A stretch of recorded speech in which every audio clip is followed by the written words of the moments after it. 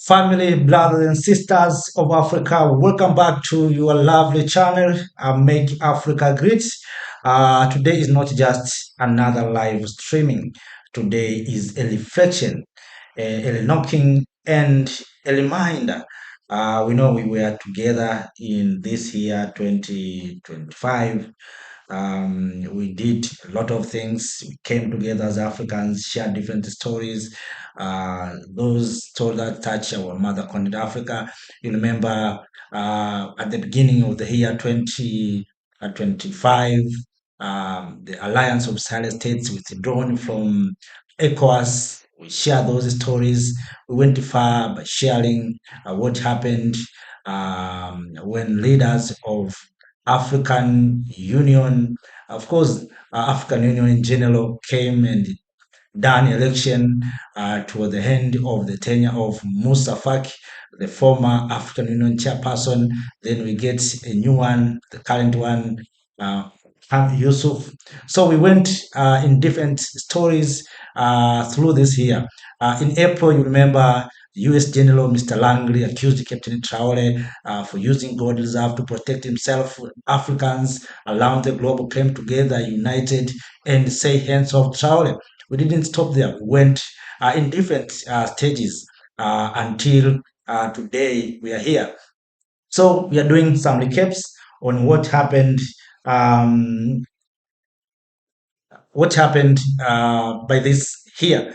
Family, as I said, have to thank all of you for being part of this movement, these revolutions. You know, what we are doing here is to energize ourselves as Africans. We know that we are hated almost everywhere. So we are using this platform to come together, to unite, and to find the best solutions for our challenges. Because there's no one who will come and give us best solutions without we Africans being part. And to prove what I'm saying, recently you heard about the US bringing together Congo and Rwanda. But after that meeting, you remember what happened. The M23 started fighting again. So there's no external solutions that will give us relief. It's we Africans who we need to find our own solutions. That's why we are here in this platform to find our best solutions. Thank you, Mr. Howdun 1209. Thanks, my brother. Thanks, my fellow African. But all in all, we are here, as I said many times, to make Africa great. 2025 was not an ordinary year for Africa. It was the year Africa spoke back, the year Africa stood up, and the year Africa reminded the world that we are no longer silent. We are going to share some speeches made by Captain Traore, speeches made by African leaders at the UN General Assembly. But one thing that we Africans, we need to congratulate ourselves is when we Africans came together to protect Captain Ibrahim Traore. If you are familiar with this platform, you remember April 30th, we came together in different parts of the world. I saw my brothers and sisters in Jamaica. I saw fellow Africans, African descents in Trinidad and Tobago, in Cuba, in Caribbean in general, came together. I saw leaders in the diaspora in the United States of America, Dr. Umar, um, former African Union ambassador to the United States of America, Dr. Alkana Chombo, and many Africans came together to say hands of Traore. So that spirit must continue, must not end to Traore. We have to transform that spirit to this year, I mean to the coming year, so that we Africans, we can speak with one voice. I've heard African leaders talking about reparation, talking about reform of the UN Security Council. But we cannot achieve all those things if we are divided. What we need to do is to come together as Africans. And this time we have got opportunity to have leaders such as Traore have been begging Africans and asking fellow Africans, especially maybe old men and women, they have nothing to do. But we young people who can live for 20 to 30 years, we have to unite under Captain Ibrahim Traore. We don't need to wait for the year 2063. 2063, it is too far. And if we don't unite today, nothing will happen. Let me take you just through this example. We agreed as Africans to silence the gun by the year 2020. But if we achieved to silence the gun by the year 2020, no, we didn't. Now we have extended to the year 2030. Do you believe by the year 2030 the gun will be over? I don't think so. But if we can unite, we can solve this challenge. And we expect maybe America will solve that challenge. Recently, you heard the story of America bombing Nigeria. And we think maybe military is a solution. There's no military solutions in African challenges. What we need to do is to come together and unite. And as I said, we can unite behind Traore. We can unite behind Goita. We can unite behind Abdulrahman Chan. These leaders in the Sahel, they have shown us the way. And one thing that I'm proud of and I like is to see that a young leader of Burkina Faso has demonstrated that we young people of this continent, we are so intelligent. We don't need to be maybe old or to have gray hairs so that we can lead. No, Travel has shown us. And we have many young people who can lead. We have many young people who are so intelligent. But because of politics, because of these things that have been imposed on us by the Western power, something called democracy. This democracy is a place where is just a system that is not giving young people opportunity to lead. In many African countries, for instance, you saw what happened in Cameroon. Paul Biya at the age of 92, he won the election. Do you want to tell me that there's no young people in Cameroon that can lead Cameroon? It's only Paul Biya who is a good leader? No, because of this system or the system of democracy imposed by the Western power to Africa to make sure that young people are not going to get opportunities because they believe and they know that young people are energetic, especially young Africans are so energetic and they can bring changes. So they're using old people to maintain colonialism and to maintain exploitation. But young people always are ahead of changes. So they fear the unity of young people. But we young people, we should not be stopped by these people. We must come together, unite, and speak with one voice because we know what we want as young people. Sometimes we have been told that we have to wait for 2026, 2026, 2063. Sorry, we have this something called Agenda 2063. If we don't start today, Agenda 2063 will remain in books and in shelves of leaders. But if we can start today implementing the Agenda 2063, I'm sure Africa will unite in the near future. So why this recap matter, brothers and sisters? Over the past year, this channel documented history on real time, but not propaganda, not sponsored lies, but raw African truths from Burkina Faso to the Sahel, to South Africa, to East Africa.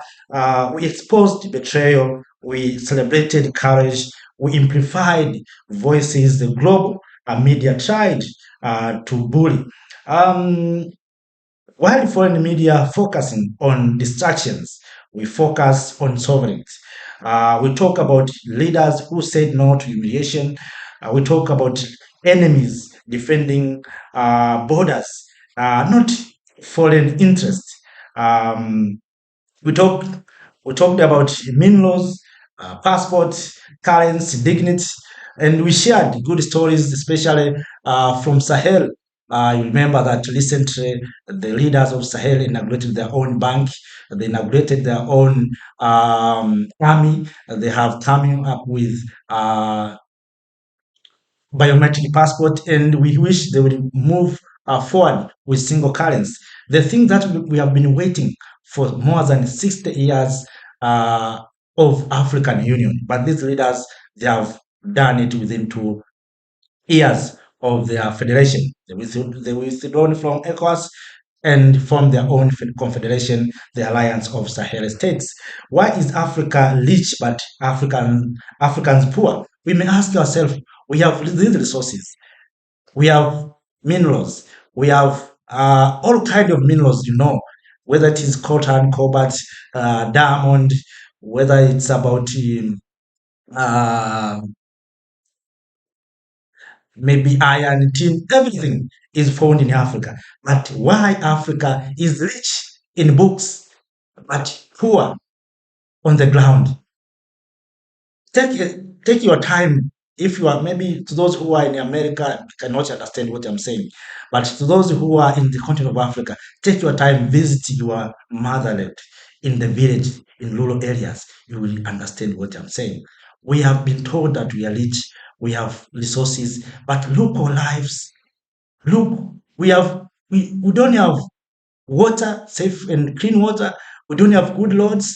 We don't have electricity. Till today, in the year 2025, there are some areas where there's no electricity. And you want these people to compete with Chinese. We want these people to compete with Europeans. How can we compete? We are talking about Africa Continental Free Trade Area. How can those people produce goods? So what we are doing is to extract minerals and to give those minerals to other people who have enough electricity, who have industries.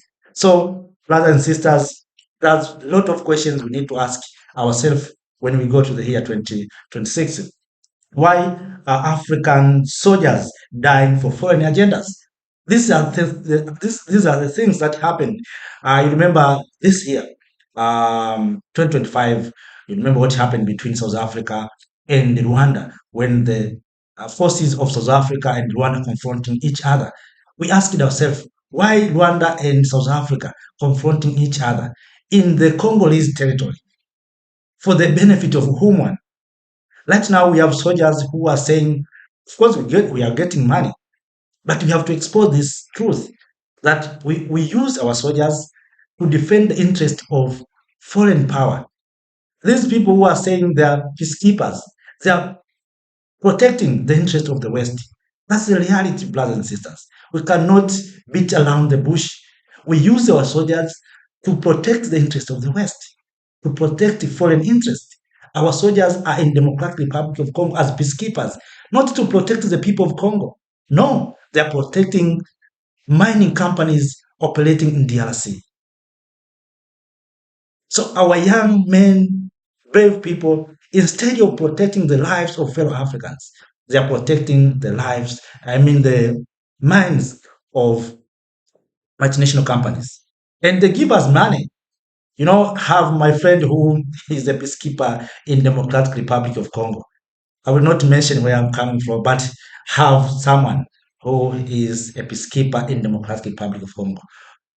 He told me a lot of story that is paining me. Sometimes when we come to this platform, we share the truth that is on the ground. They're there to protect the interest of the West. In Democratic Republic of Congo, there's strip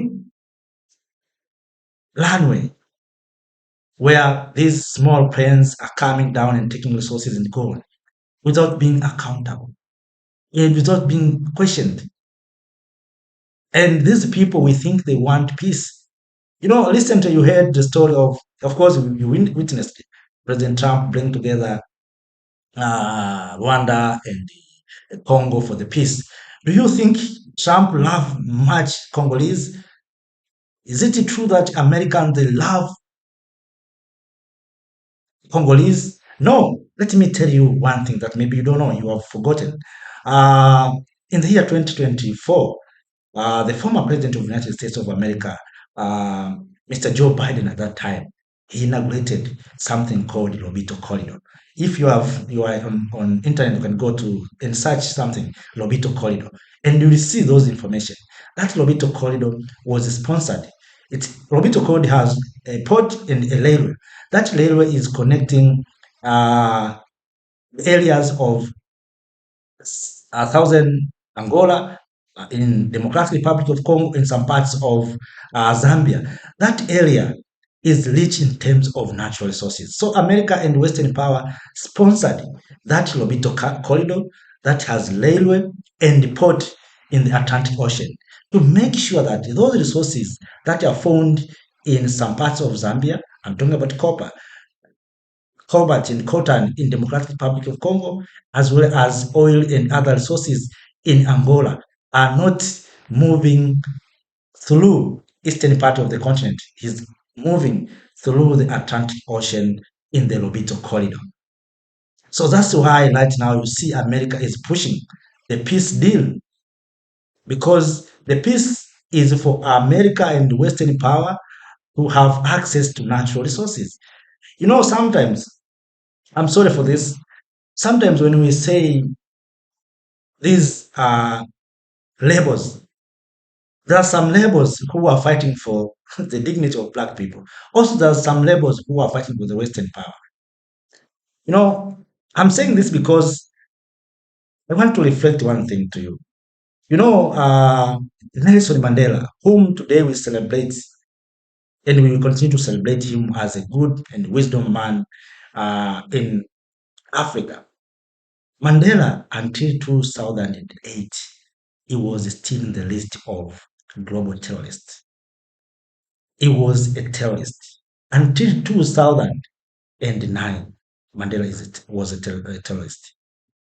As I speak to you now, brothers and sisters, Julius Malema was named by these people's money and the power of nations as international criminal.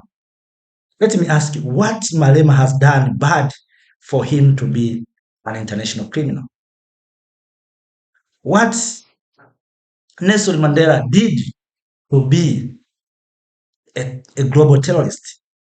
It's because Mandela demanded freedom.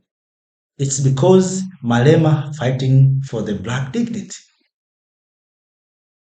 So sometimes we confuse by calling our friends, our fellow Africans, labels, bad names, because the West, they are against them.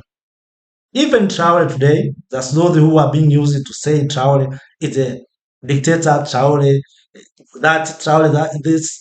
But all in all, we must understand as Africans, the enemy of those powerful nations are those who want to take control of the natural resources. So if you want to be an enemy, say, I want to control our natural resources, you become an enemy of this global power. They don't want Africans to own resources. So these labels, sometimes we call them labels, we name them bad names, but it's because they have said enough is enough. So family, let's move on. So as I said today, I want us to rewind, not to repeat ourselves, but to connect the dots. Every clip you are about to watch is part of the big picture. Some warned us, some inspired us, some shocked us.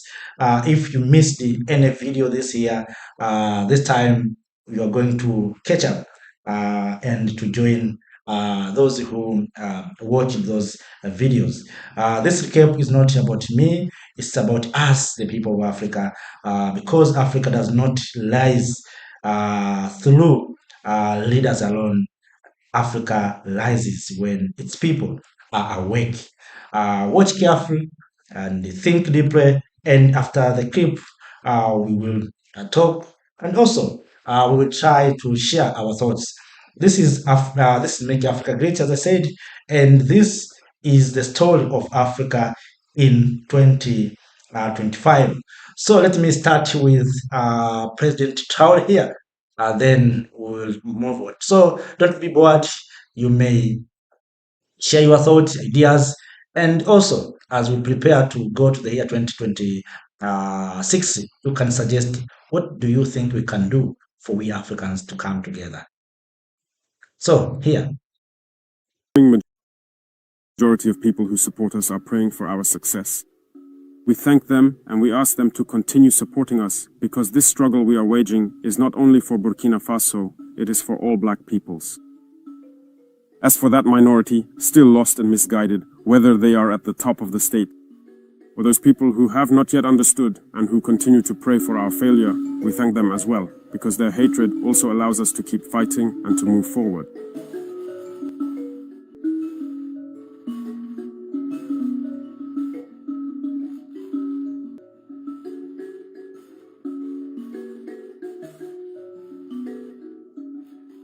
Comrades fighting for freedom, true independence and sovereignty, I salute you. It is with immense pleasure and a sense of gratitude towards you, my fellow citizens, that I speak. Today, on the eve of the National Day of our beloved homeland, I take the floor. Before saying anything else, I would like to thank the good Lord who has made this day possible, and for all the blessings bestowed upon our beloved homeland throughout this year, 2025. I continue to pray to God that He may extend His hand over our country. I pay a heartfelt tribute to all our fighting forces who, today and for more than a year now, have launched a bold offensive in territories that were once considered strongholds of the enemy, and who are brilliantly carrying out the reconquest of our territory. Several areas have been retaken in just 1 month, where our fighting forces have set foot and established themselves. All enemy resistance encountered by our forces has been crushed, and we have not suffered any loss of human life. During these offensives, there were only a few minor injuries. By the way, I wish a speedy recovery to these wounded and to all those injured by this barbarity that has been imposed upon us. Sovereignty is not just a word, it is a whole. To achieve our full and complete sovereignty, we had to go through the revolution.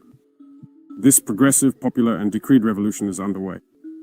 Today, Burkina Faso is a showcase, a model. We are being watched, people are following us, and we have no choice but to succeed. And I am pleased to say that we are on the right path and that we will succeed. That is precisely why I strongly urge all those individuals who are bravely fighting to achieve this vital sovereignty, this true and complete independence, to resolutely continue their struggle. And all those who are still in doubt must join the ship and combine our efforts together. All those who are communicating to awaken the consciousness of our people must further amplify their communication, intensify, and redouble their efforts. Examples are being set for us. Across the world, across Africa, these African organizations that stand out for their mediocrity, that behave in ways completely contrary to honesty, that act in ways completely opposed to African values, are tangible examples that should fuel debates in order to awaken the consciousness of young people. To all those economic operators who, for decades, have been used to exporting our raw materials and re-importing finished goods, I urge them to change their mindset.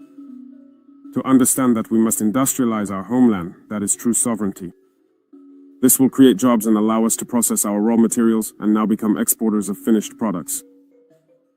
To all of you, the teachers, those brave teachers to whom I tip my hat, who fight with all their heart and soul, to transform the little ones, to make them more patriotic, more civic-minded, to make them revolutionaries at heart, I urge you to continue this work because it is through them that we will be able to keep the flame of our homeland alive. All those in the healthcare sector who are accomplishing feats today that we once thought impossible in Burkina Faso, I urge you to keep fighting. We will stand by your side. We will support you as much as possible with equipment and logistics so that you can continue to showcase your talent, to ensure that what is done elsewhere can also be done here, and to combine your efforts with the rest of the world. Traditional healers, those who use our plants to treat us. Because sovereignty is also about health. To all those in the agricultural sector who have understood the meaning of our struggle, who are supporting the agro-pastoral initiative, we assure you that we will spare no effort so that you can continue to give your best, so that the food sovereignty we so deeply desire can become a reality now and forever. Anyone who speaks of sovereignty cannot keep holding out their hand to ask for food. That's the way it is. It has to go through that way. To all those who are fighting so that we can achieve sovereignty in every area, so that we can truly be independent, I encourage you to keep up the fight, to intensify the struggle, because we need to move quickly and effectively. Why do I say this? We need to move quickly and effectively because everyone is watching us. The whole world is watching Burkina. Africans are watching Burkina Faso, which has set an example. This model must therefore inspire other peoples to join the revolutionary struggle so that Africa may be free, dignified, and prosperous. The overwhelming majority of people who support us are praying for our success. We thank them and we ask them to continue supporting us because this struggle we are waging is not only for Burkina Faso, it is for all black peoples. As for that minority, still lost and misguided, whether they are at the top of the state, or those people who have not yet understood and who continue to pray for our failure, we thank them as well, because their hatred also allows us to keep fighting and to move forward. And I hope that one day we will come to our senses and be able to rid ourselves of these genes of slavery, yours. The fight against imperialism, neocolonialism, and all their manifestations is waged every day. May God make it so. We will not give up. We will continue on our path. And I think that all young people are also invited to speak out. We will continue to encourage them so that we can achieve our goals. Because the sovereignty, independence, and freedom that we want in order to live in peace in Burkina Faso, that is what it's all about. That's why I say it's not just a simple word, it's a whole set of things. Today we are proud to say that we have made progress. Both in the industrial sector, civilian and military industries, we have made progress. And we have also advanced in the field of health. We have made progress in the area of infrastructure. We have made progress in the area of defense, in reclaiming our land. Those criminals who had occupied these areas of our homeland, thinking they were their sanctuaries, have been driven out of many regions and are now fleeing Burkina Faso. You will certainly see images of their escape, but we tell them that from now on, they have only two choices: flee Burkina Faso or die. Because the fighting forces are committed to this offensive. And this will continue. We will continue until the very limits of our borders and secure Burkina Faso so that Burkina Faso can live in peace, develop, prosper, and become a model that inspires other nations. I wish you a very happy Independence Day, in sobriety of course. May it be an occasion for reflection, for discussion, for sharing, for coming together to reflect on the future of our beloved homeland, and so that Burkina Faso can be a model. I repeat, Burkina Faso must be a model to inspire other peoples. Long live Burkina Faso, long live the land of upright people. A very happy National Day to everyone. Thank you. Thank you, Africa.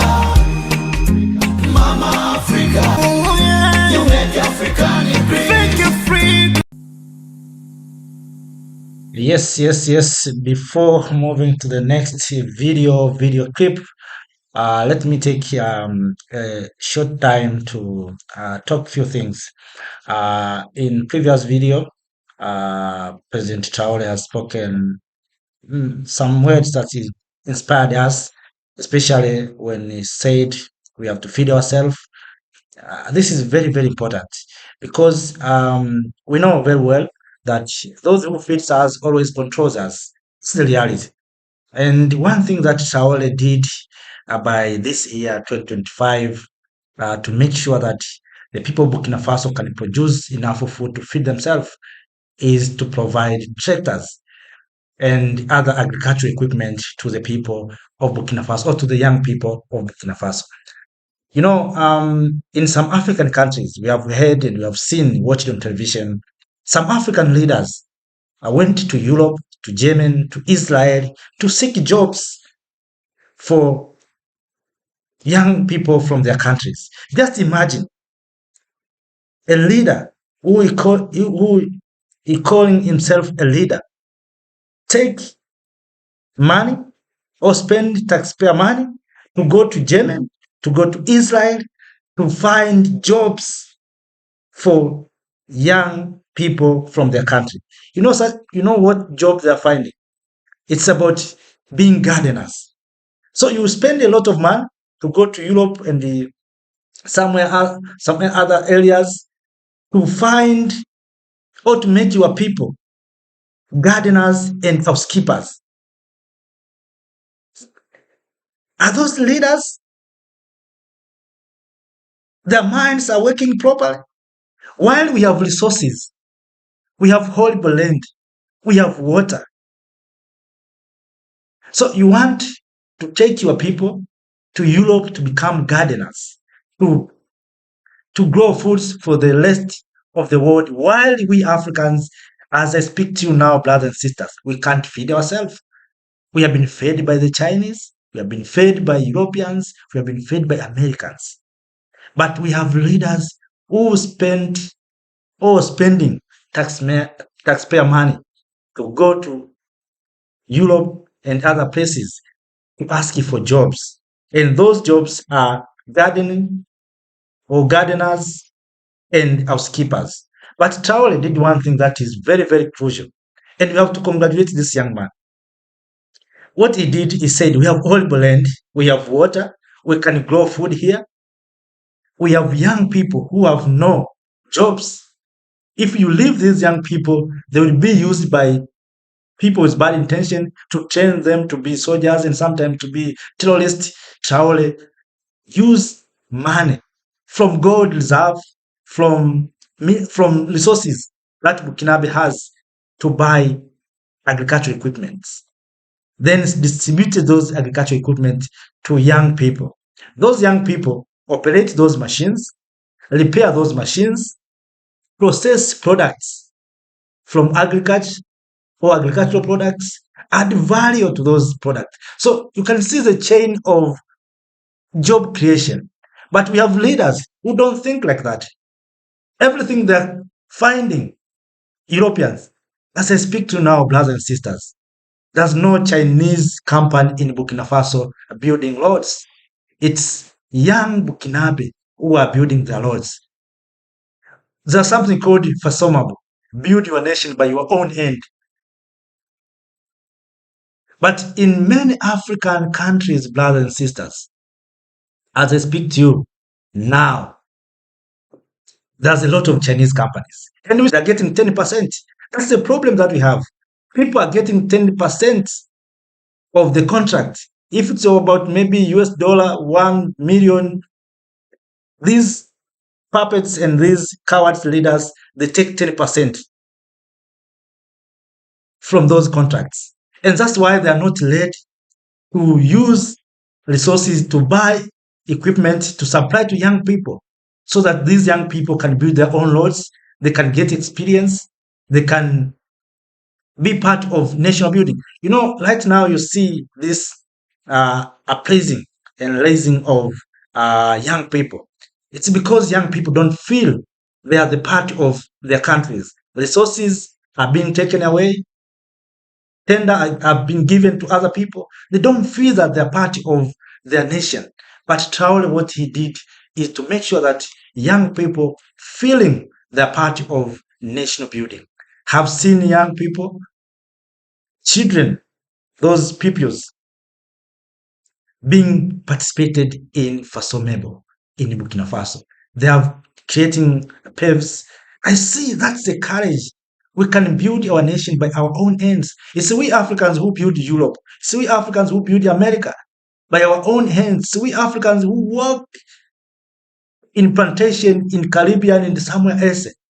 If we work for them, why don't we work for ourselves? So, family, let us move on to the next this video clip.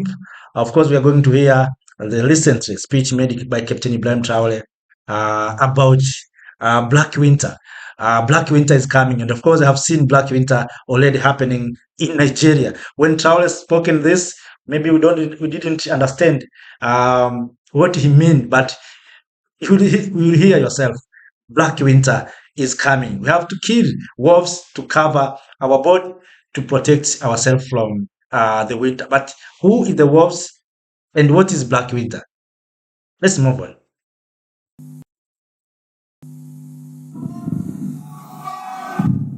Thank you all very much.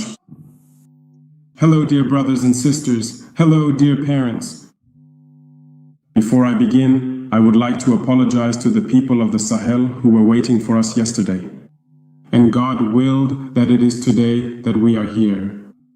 We give thanks for all the blessings and for this wonderful day, that we are gathered here in Bamako for the second session of the College of Heads of State of the AES Confederation.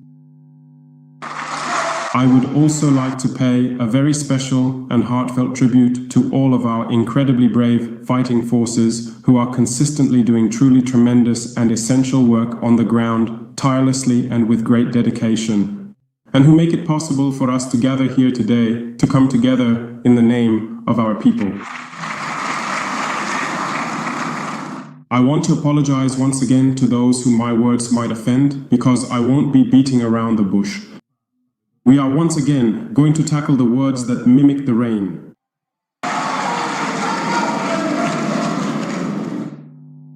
You have all certainly already heard of the Arab Spring, that phenomenon which shook up the geopolitics of the Arab world, starting with the Maghreb. In Africa and as far as Asia, it manifested with often disastrous consequences, deaths and divisions in some places, and unprecedented political upheavals in other places. And I think that all Africans should understand what this phenomenon is, where it comes from, and what needs to be done to protect themselves from such a phenomenon. Unfortunately, we regret to note that some Africans are not waking up. And what I want to say is just my own thought. My analysis is that there is something coming to West Africa that I have called the Black Winter. The Black Winter is coming. It will be a very cold winter, a bloody winter, a deadly winter. You are going to ask me why. Well, when we founded the AIS Confederation, we felt this cold coming. And every day that God gives us, we strive to find logs to light a fire that will warm the hearts of Africans. A fire that will warm the minds and blood of Africans so we can unite around it. We have also made every effort to charge at the wolf, trying to use their skins to make coats to protect ourselves from the winter cold. We have strived to build mountains, great mountains, to break the winter wind that was about to fall upon our communities. Unfortunately, it must be said that some black people are there every day, watering our logs with fresh water so it can't burn. He turns into a wolf in the end so that we, the wolf hunters, cannot catch the wolf by surprise. When we want to build our mountains, he breaks the stones so we can't succeed. Yet winter is coming. And when winter comes, should we allow those who fought against us to come seek shelter with the coats we've made, with the mountains we've built to protect ourselves from the wind, or even to warm themselves with us around the fire? That is the question we must ask ourselves. So, what will become of Pan-Africanism when winter comes? Winter will come because war is spreading to West Africa.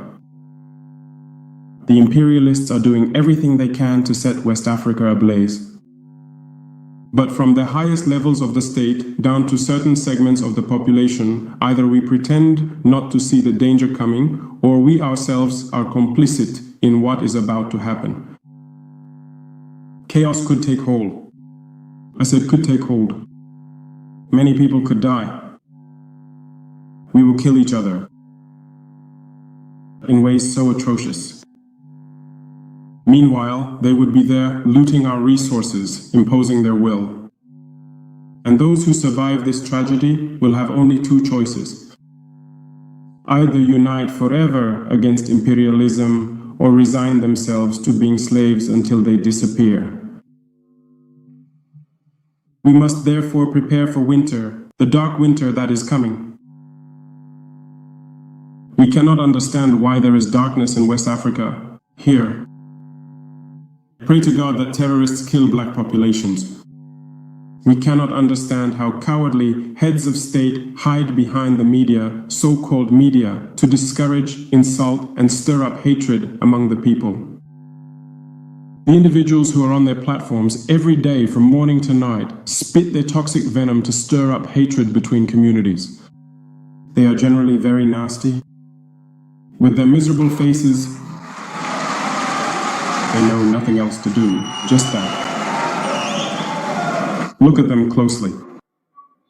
They are there with the eyes of wild fruit flies. Every day it's just spitting venom.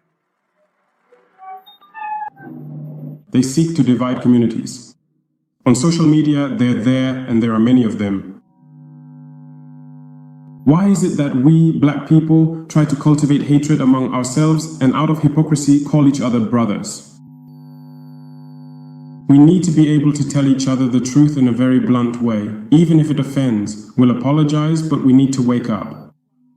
Why are black people like this? Why can't we see danger coming, unite, and warn each other? Why is it that, through our behavior, we end up facing this danger that could wipe us out? But others have closed their ears. They pretend not to hear, following the policy of Austria.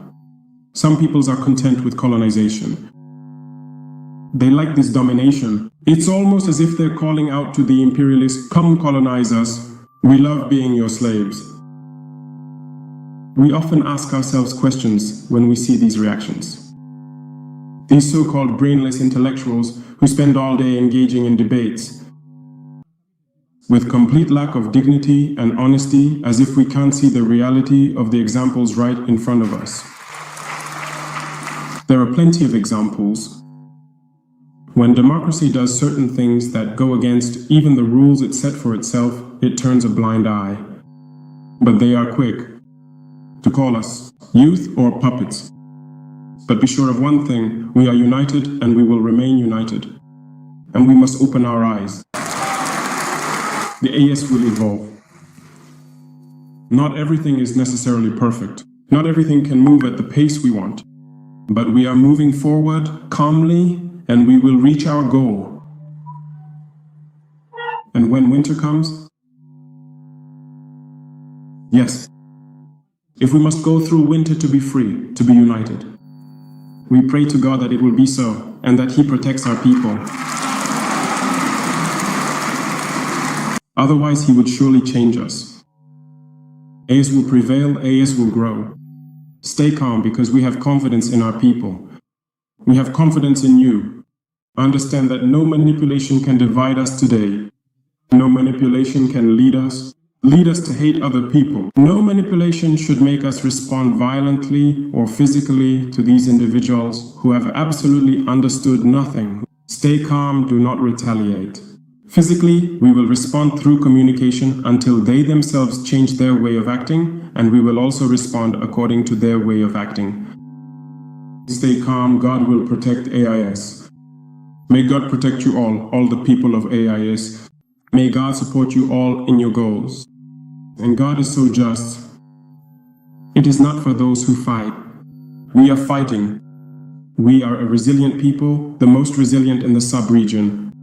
No one would have believed that you could endure what you are currently experiencing. We will defeat terrorism. We will develop and we will assert ourselves. We will have our place in the concert of nations. May God bless the AS. May God bless our resilient and resistant people. May God unite us even more, the homeland or death, we love it.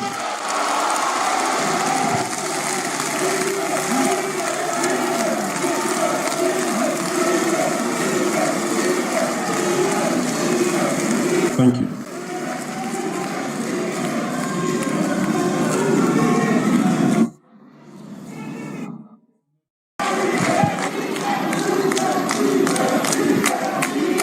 Good evening, comrades. Thank you all very, very much indeed. Thank you so much. Thank you, and a very good evening to each and every one of you again, ladies and gentlemen. Thank you.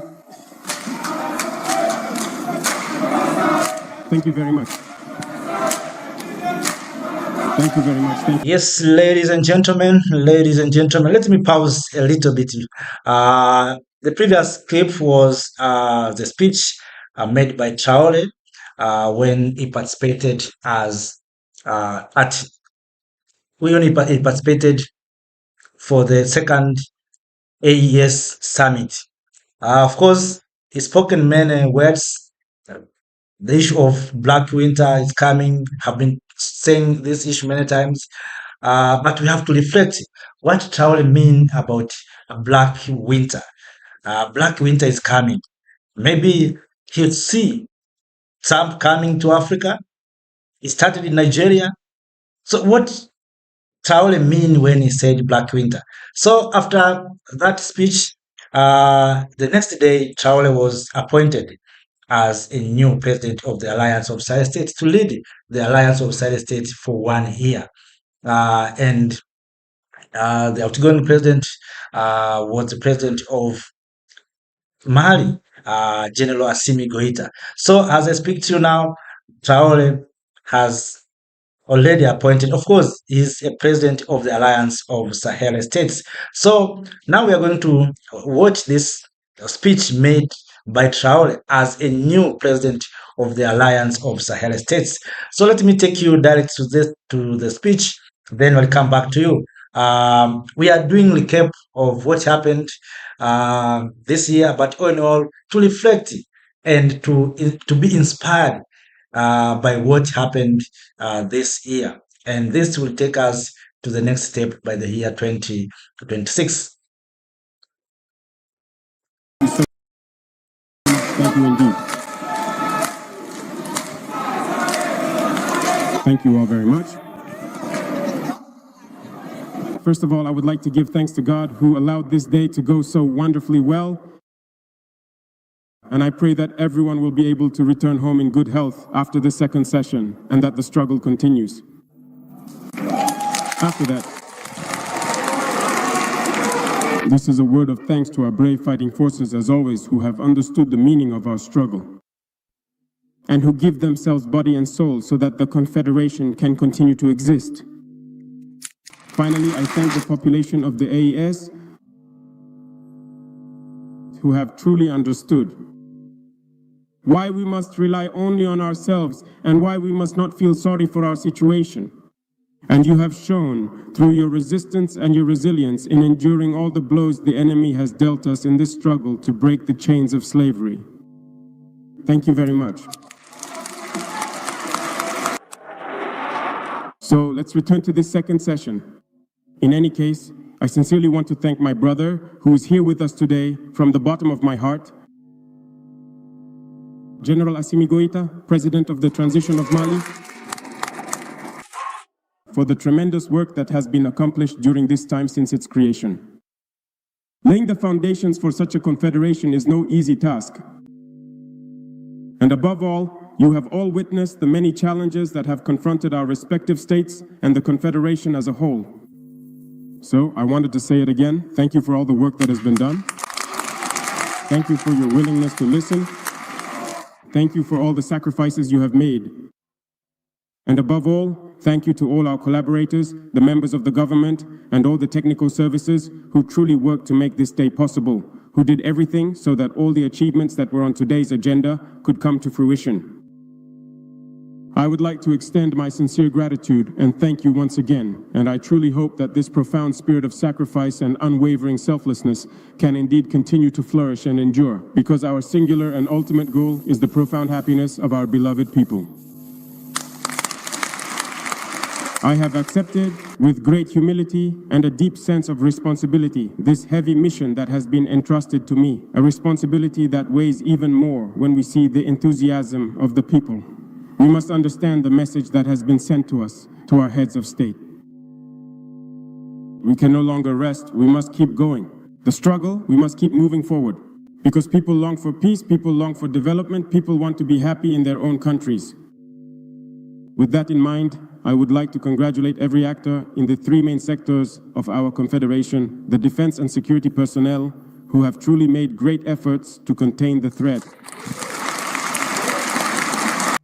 It has grown, certainly, but the threat has been contained. And I would tell you once again to fasten your seatbelts, because the launch of the force must be followed by large-scale operations. So, in the coming days, you will be called upon again to intensify the fight. To the actors in diplomacy, I congratulate you. I already did so in Ouagadougou, and I congratulate you once again, because you have not only done diplomacy, you have done both diplomacy and communication. Communication, which today is a key strategic link in the entire struggle we are waging. Thank you for this fight. Thank you for this sacrifice. Thank you for all the efforts to have our confederation recognized by all the skeptics who did not want to accept it at first. And keep going, because great challenges await us. We have certainly been integrated into some organizations, as General Chernow said, that are useless. We will see how we can withdraw from these useless organizations and focus on what is essential.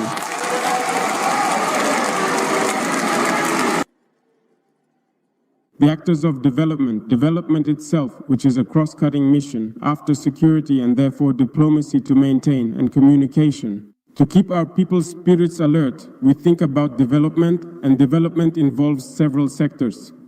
So I invite everyone, each and every one of you from now on, to double your efforts, because we have set ourselves goals and we have understood geopolitics, we have understood the world. From now on, we will no longer count only on ourselves, a priori. And this everyone needs to hear. Food self-sufficiency must become a reality in our confederation, and we must set objectives to achieve this. We have major development projects, whether in terms of industry or infrastructure. We are going to fight to make sure these projects see the light of day. And of course, other major projects, even more strategic and urgent, await us and will require us to act with greater speed in everything we do. This is what everyone here and all the peoples of the Confederation expect. So, the pace will certainly be intense, but as of now, I invite you to get to work so that we can rise to the challenges, because what we are doing right now is a challenge. Finally, I will therefore continue to seek the support and assistance of my brothers present here, who, in any case, have spared no effort at any time. Whenever I wanted or needed them, they were available. We have always adjusted our schedules so that we could meet and discuss essential matters. There were many challenges, there were ups and downs, debates, but the spirit of solidarity, the spirit of brotherhood, and the spirit of tolerance have allowed us to be here today. And I can assure you that we will continue our discussions in this spirit, and we promise not to disappoint you, not to disappoint the people of AIS. I stand up for you, all of you. Thank you to each and every one of you. I won't take up any more of your time. I wish that God accompanies all of you in your respective missions, that God brings each and every one of you safely back home, and that the struggle may continue vigorously against imperialism, its local lackeys, and all its manifestations here in the confederal space. The homeland or death, that is our creed. Thank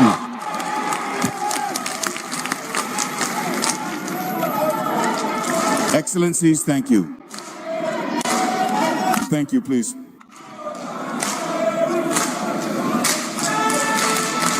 Thank you.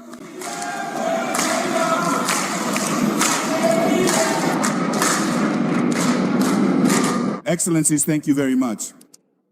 Gentlemen, heads of state, ladies and gentlemen, distinguished people of the AIS Confederation, the time to say goodbye is approaching. Before we wish each other a safe journey or flight, or even offer each other apologies, I ask you to please listen attentively to the closing remarks of the President of the country, host of this second session of the College of Heads of State of the AES Confederation, His Excellency, Army General Assimi Goita. Thank you.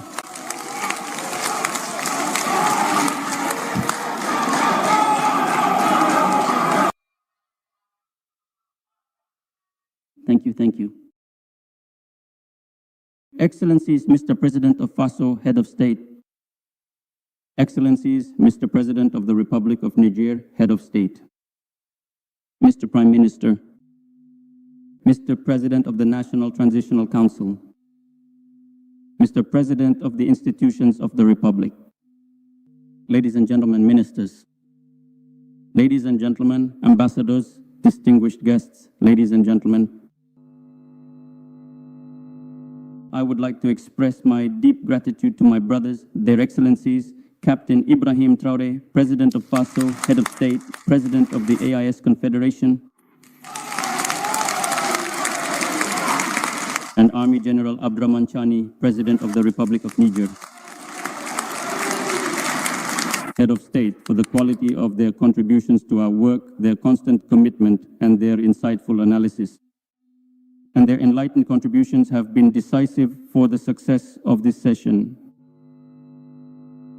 The richness of our discussions has allowed us to review all the actions carried out within the framework of the implementation of the A1 Federation of the Confederation, which we have defined collectively, and to clearly outline the responsibilities and future prospects in the fields of defense and security, development and diplomacy, both at the regional and international levels.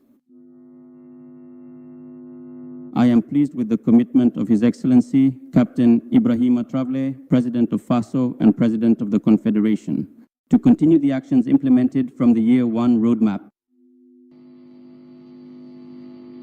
This Confederation roadmap must remain our compass and guide our actions, while giving it new momentum under the leadership of His Excellency, Captain Ibrahima Traore, President of the Confederation, through the implementation of priority projects and programs and the continuation of ongoing actions listed therein. Today, our confederation is an intergovernmental organization with major achievements, an operational collective defense architecture, and a developing dynamic of economic integration and coordinated action in diplomatic matters. The Islamic State, or IS, is now a significant political and geopolitical reality whose influential voice truly matters on both the regional and the international stage. A deep-rooted connection to Sahelian realities based on the aspirations of our people, our solidarity, and our cultural heritage. Our sense of sacrifice, our collective resilience, as well as the constant support of Sahelian and Pan-African youth have enabled us to face many challenges, particularly in terms of security, the fight against terrorism, and development. Excellencies, Presidents, distinguished guests, ladies and gentlemen, the success achieved by our defense and security forces in the fight against terrorism fully reinforces this. Our historic choice is to take our destiny into our own hands and to fully reclaim our complete sovereignty. I would like to pay them a heartfelt tribute for their daily actions on the ground, actions sometimes carried out at the cost of the ultimate sacrifice, to preserve the unity and integrity of our territories, as well as the well-being of our people. Today we can say it with conviction. Peace has changed sides. The terrorists are being hunted down to their last hideout, despite the ongoing support they receive from both internal and external sponsors.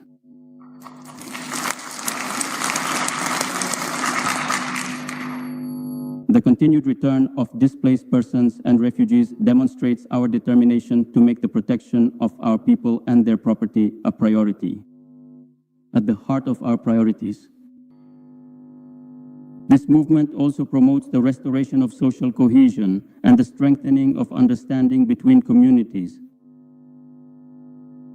The creation of the unified force is, in this respect, one of the most eloquent demonstrations of our shared determination to pool our efforts and face security challenges together in a demanding regional context.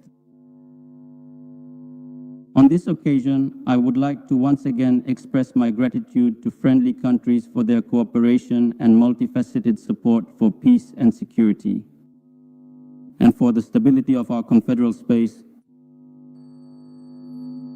Excellencies, Presidents, distinguished guests, in terms of economic and social development, in addition to defining common policies and programs, concrete results have been achieved.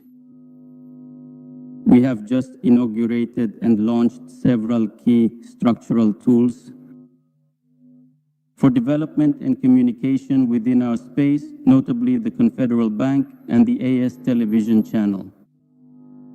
These instruments will undoubtedly help to strengthen our financial sovereignty, promote our cultural identity, and highlight our shared vision on the African and international stage.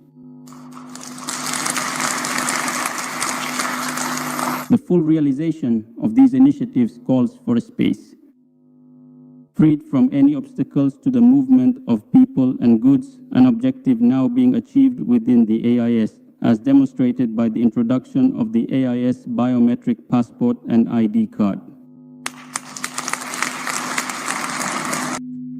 Excellencies, Presidents, ladies and gentlemen, distinguished guests, the additional protocols relating to the pillars of defense and security, diplomacy and development, as well as the additional protocol concerning confederal sessions. The parliaments whose agreements we have just signed complete our institutional framework. These legal instruments will certainly strengthen the coherence of our actions and improve their implementation, and enable us to effectively address the concerns of our people, notably through the active involvement of confederal deputies. Excellencies, Presidents, ladies and gentlemen, distinguished guests, allow me to congratulate my successor, His Excellency, Captain Ibrahim Traoré, for being honorably chosen to succeed me as the esteemed President of the Confederation. His unwavering commitment and profound determination, which we wholeheartedly commend and deeply appreciate, are truly major and invaluable assets for the continued pursuit of the AIS's significant objectives. I am convinced that the actions undertaken during his presidency will further strengthen our position in terms of security, the fight against terrorism, and development, as well as the reinforcement of our diplomatic efforts on the regional and international stage. I wish my brother, His Excellency Captain Ibrahim Traore, President of FASO, every success in his mission. And I assure him of our constant support in achieving the objectives of the Confederation. Your Excellency, Mr. President, ladies and gentlemen, distinguished guests, the AIS continues its determined march toward emancipation and prosperity. Our shared vision is taking shape. Our achievements are being consolidated and our cooperation is intensifying. With the support of our peoples, united and in solidarity, we are moving forward. With these words, I declare the work of the second session of the College of Heads of State of the AIS Confederation closed. Thank you. The infallibility of our Confederation. Thank you, Senate. Thank you. Distinguished Excellencies, thank you very much, esteemed Excellencies. Thank you sincerely for these comprehensive and insightful closing remarks on the diligent and collaborative work of the second session of the College of Heads of State of the AIS Confederation, which has been truly productive and significant. We respectfully ask the Heads of State of the AIS Confederation to jointly adjourn this session. Thank you.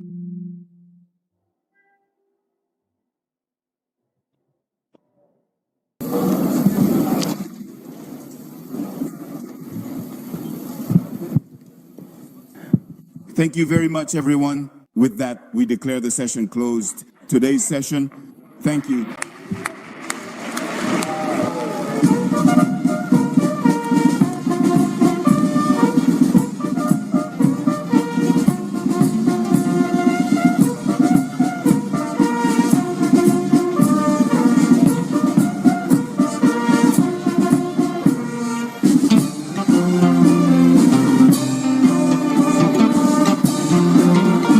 A few days ago, President Donald Trump made a statement to the effect that South Africa would not be invited to participate in the G20 in the United States.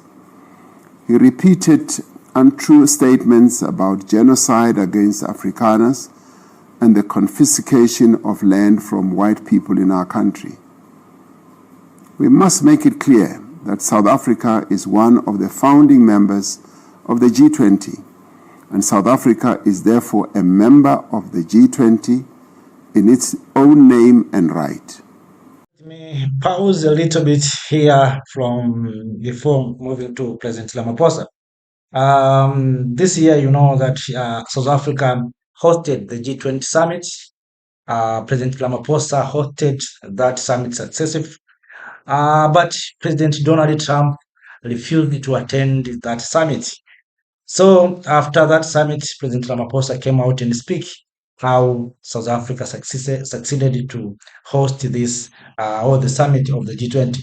But all in all, after this speech made by Ramaphosa, America announced under Donald Trump that South Africa will not be invited to attend the G20 summit.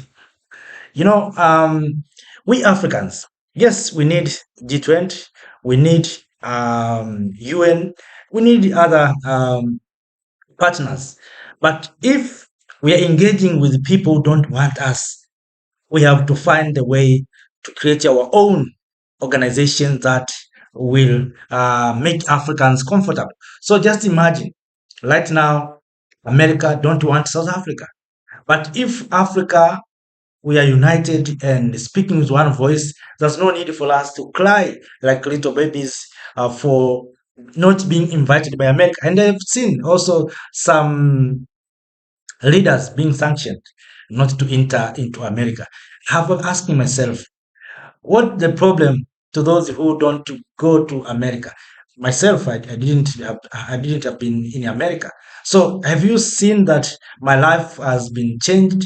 Or maybe if I go to America, my life will be extended. Maybe if I have to live for 50 years, I have to live 200 years. if I would go to America. So I think Africans, we need to change our minds. We should not be bullied and accept bullying from this external power. So Ramaphosa has spoken very well in this video that South Africa not to be bullied. And of course, this is not for South Africa. This is for Africa. Africa, we should not be bullied by those who sometimes have given us aid and some grants. And even they are using our resources to give us aid. So watch this video, listen what Ramaphosa said, then give your comments. Here we are. We will continue to participate as a full, active, and constructive member of the G20. This isn't the first time the U.S. has responded harshly to defiance. Just ask Venezuela. Under President Maduro, Venezuela aligned itself with Russia and China and was met with crippling sanctions, political isolation, and open threats. Now, analysts fear that South Africa is walking a similar path. Ramaphosa's warm relations with BRICS partners, his challenge to U.S. foreign policy, and his refusal to back down are making many in Washington nervous. And Nigeria, under President Tinubu, may not be far behind. With rising diplomatic and military cooperation with China and a growing role in African unity efforts, Nigeria too is being viewed as problematic by the West. Earlier this week, we formally handed over the G20 presidency for 2026 to the United States, observing the appropriate diplomatic protocols. Despite the challenges and misunderstandings that have arisen between South Africa and the United States, South Africa remains a firm and an unwavering friend of the American people. We recall the great solidarity movement in the United States that stood by our side in our struggle for democracy and freedom. We recall how the Bill of Rights in the United States Constitution inspired us as we wrote our own Constitution. We offer the people of the United States nothing but goodwill and friendship. We affirm our commitment to continue to engage in dialogue with the United States government and to do so with respect and with dignity as equal sovereign countries. We value the United States government and its people as a partner. We have common interests, common values, and a shared wish to advance the prosperity and well-being of the people of both of our countries. As a country, we are aware that the stance taken by the United States administration has been influenced by a sustained campaign of disinformation by groups and individuals within our country, in the United States and elsewhere. These people who are spreading disinformation are endangering and undermining South Africa's national interests, destroying South African jobs, and weakening our country's relations with one of our most important partners. We must remind these people that South Africa is a constitutional democracy with a Bill of Rights that guarantees equality under the law. We have an independent judiciary able to uphold our Constitution and defend the rights of all South Africans. We are a country that has a tradition of dialogue, that has an enduring ability to come together to confront the challenges that we face. South African problems must be solved by South Africans themselves. We have now embarked upon a national dialogue where all South Africans from all walks of life, of all races and creeds, are invited to forge a new future for our country. We have determined, in the tradition of Nelson Mandela and other great leaders that have helped to build our nation, that no one must be excluded. Every voice and every perspective must be heard. And as we invite people to participate. We also invite those who are spreading misinformation about our country to bring their concerns and their solutions to the national dialogue. We must never allow others to try to redefine our country and cause divisions amongst us or dictate who we are as a nation. We know who we are. We are South Africans. We are defined by our ability to work together and to find solutions to problems that beset our country. We live together, work together, learn together, laugh together, even play together. We also pray together as we did today during the National Day of Prayer. We also mourn together. We celebrate together and face our challenges together. In the best and worst of times, we have stood together. We must work with greater focus and determination to address the many challenges our country is facing and make our South Africa a peaceful, prosperous, and great nation. And as our sportsmen and women have taught us, we are stronger together, always. Lastly, thank you once again for coming together as South Africans to host a very successful G20. You made us proud. Nkosi sikelela iAfrika, Morena ubuluke sitjhaba sa heso. God CN South Africa. God bless South Africa. Mudzimu bathucheze Africa chip. In the halls of global power, a new chapter is being written, and Africa is at the center of it. After a bold G20 speech from South African President Cyril Ramaphosa, the geopolitical spotlight has turned toward the continent once again. But this time, it's not about aid or charity. It's about power, sovereignty, and fear. This is the story of how Africa's rising voice is shaking the foundations of the West, and why Donald Trump, Washington elites, and global media are suddenly watching South Africa and Nigeria with growing concern.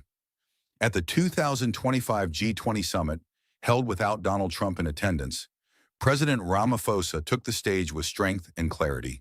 He spoke of Africa's right to define its own future, its growing ties with emerging powers like China and Russia, and its refusal to be bullied into silence. Ramaphosa called out economic double standards. He criticized global inequality. And most powerfully, he reminded the world that Africa is not a child in need of guidance, but a continent of sovereign nations demanding respect. Trump may not have been in the room, but his absence only made the speech louder. It echoed in Washington, where political analysts began to ring alarm bells. Is South Africa turning against us? This isn't the first time the U.S. has responded harshly to defiance. Just ask Venezuela. Under President Maduro, Venezuela aligned itself with Russia and China and was met with crippling sanctions, political isolation, and open threats. Now, analysts fear that South Africa is walking a similar path. Ramaphosa's warm relations with BRICS partners, his challenge to U.S. foreign policy, and his refusal to back down are making many in Washington nervous. And Nigeria under President Tinubu may not be far behind. With rising diplomatic and military cooperation with China and a growing role in African unity efforts, Nigeria too is being viewed as problematic by the West. It didn't take long for old narratives to resurface. U.S. political commentators began accusing South Africa of persecuting white farmers, a charge that has been widely disputed and often used to stoke division. Nigeria, too, faced accusations, this time about violence against Christians. While both countries deal with complex internal challenges, the sudden amplification of these issues by U.S. politicians is no coincidence. And then came the real turning point: South Africa's decision to take Israel to the International Court of Justice over alleged human rights violations in Gaza. That single act infuriated American allies and was seen as a direct challenge to U.S. foreign policy. Not long after, the United States made a quiet but telling move. South Africa was removed from the invitation list for G20 Miami 2026. The message was clear. If you stand against our allies, you're no longer welcome at the table. The retaliation didn't stop there. Trade tensions began to rise. South Africa suspended imports of U.S. chicken, a move rooted in national policy, but painted in U.S. media as anti-American. Behind closed doors, American policymakers began to question, should South Africa face economic consequences? Should Nigeria be sanctioned? And is Pan-African solidarity now a national security concern for the West? But here's the truth. This isn't about any one speech or one country. This is about a continent that is rising, not with anger, but with confidence. Africa is no longer begging for a seat at the table. It is building its own table. Pan-Africanism, once a dream of Nkrumah, Mandela, and Lumumba, is becoming a living movement. Nations are trading more with each other. Young leaders are rejecting neo-colonial control. And the world is waking up to Africa's power. From economic policy to cultural pride, from food independence to digital innovation, Africa is asserting itself, not in opposition to the world, but in defense of its own future. The question now is simple. Will Africa remain divided and vulnerable to foreign pressure? Or will it unite politically, economically, and spiritually to shape its destiny? The United States and other Western powers may try to punish those who step out of line, but every sanction, every snub, and every accusation only fuels a deeper fire, a fire for freedom, for dignity, for greatness. South Africa, Nigeria, and every African nation has a choice: bow to fear or rise with pride. Africa is not the enemy. Africa is the future, and the world is watching. Like, share, and subscribe if you believe Africa should speak for itself, and stand tall no matter who tries to silence it. This is Make Africa Great, and the best is yet to come. South Africa, Nigeria, and the world. Thank you, Africa, Mama Africa. Oh, yeah. You make Africa great. Thank you, Africa. Thank you, Africa. Ladies and gentlemen, comrades of the AES, comrades who are members of the various governments of the AES, dear participants in the first summit of AES Heads of State, good morning. It is a great pleasure and an honor for us to be here together. Today is a blessed day, a memorable date, July 6th, 2024, here in Niamey. Before anything else, let us give thanks to God who has made this day possible. We thank Him for all that He has done for us up to this day, and for all that He will do for the people of the AES. Allow me also to pay tribute to the remarkable people of the nation of Niger, a people who have suffered so much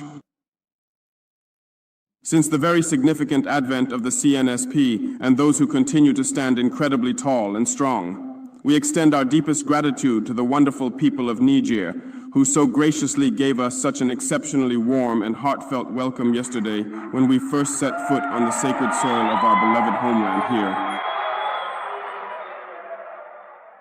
You are more than friends, you are more than neighbors. You are our brothers, you are our sisters. Because brotherhood goes beyond friendship or being neighbors. We have the same blood running through our veins. In our veins flows the blood of those valiant warriors who fought and who preserved these lands that we call Mali, Burkina, and Niger. In our veins flows the blood of those valiant warriors who helped the whole world rid itself of Nazism and many other scourges. In our veins courses the ancient blood of those truly valiant and courageous warriors who were forcibly deported from the diverse lands of Africa to across the vast continents of Europe, America, and Asia. Or I don't even know where else, and who helped build those states during slavery. In our veins flows the blood of dignified men, strong men, men of beginnings. And for that, let us be proud and thank you for being citizens of AIS. Africa, this continent that has suffered so much and continues to suffer. Because of the imperialists, these imperialists have only one stereotype in mind. Africa is the empire of slaves.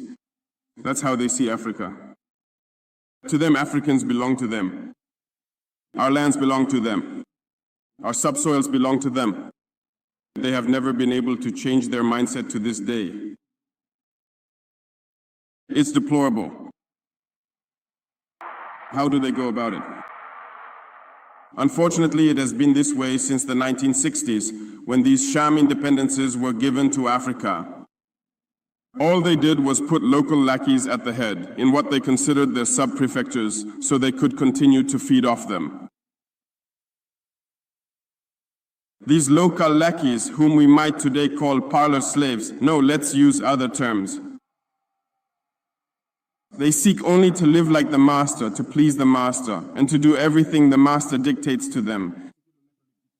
They steal, they plunder our states, bring everything to the master, and their wealth is kept with the master. They do everything to live like the master and always to please him. When the master gives an order, they obey. Do you know who these parlor slaves are? Well, we're going to explain what that means. They are individuals who have absolutely no dignity whatsoever, no discernible morals, no unique personality at all, but the slave master has always known how to identify these individuals. They are always ready to betray their brothers to please the master. They have betrayed us since independence, and others continue to betray us to this day for the benefit of their master. These individuals still persist against all odds in helping the master to plunder Africa. They take pleasure in saying it every year. In their economic surveys, Burkina Faso is the poorest country, Mali is the poorest country, Niger is the poorest country. We are ranked among the lowest. Very well, if we are as poor as they say, then when the time came to take responsibility, we asked these masters to leave. Why don't they want to leave? When we look at the case of Niger, for more than 40 years, certain countries have been exploiting uranium to produce energy for themselves. From Ottawa to Paris, the streets are lit up, there is light. But in Niger, what we get is darkness. When you travel through our countries, our land is riddled with holes everywhere in search of precious metals like gold. But often there isn't even a single accessible road to reach the areas where they are mining gold, let alone some basic social services. That's why we decided to rise up and take our country's destinies into our own hands.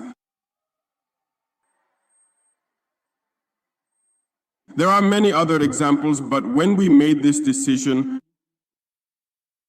well, we were approached by certain parlor slaves sent to deliver their master's message to us. Because they had created this kind of polymer chain that rises to the heads of our states to serve them. And we came to break the chain. And that's inconceivable to them. So they politely approached us and asked us to fully fall in line and become an integral part of the elite group. The ones who are supposed to lead Africa, because they have an elite that is trained and conditioned, who must follow, who are embedded in that very chain. We refused to join their ranks. And from that moment, hostilities began. They sent people astray into our regions. Numerous mercenaries, trainers, agents came down into the Sahel, hoping to carry out barbaric, cowardly attacks against our people, hoping to incite them to revolt. On top of these attacks on the ground, there were communication attacks, manipulation, and disinformation. These are deeply rooted in their souls. But the people of the Sahel have understood, and never again will they be manipulated. They know where they come from, they know what they're doing, and they know where they're going.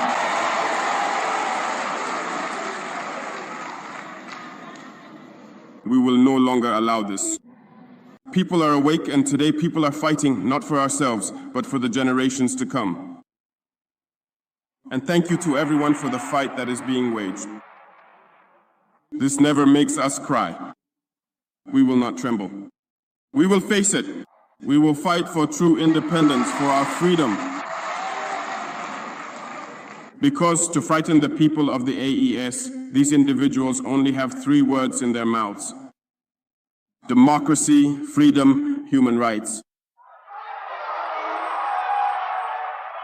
Of course, their local representatives are only elected through a democratic, free, and transparent process, according to them, according to their values.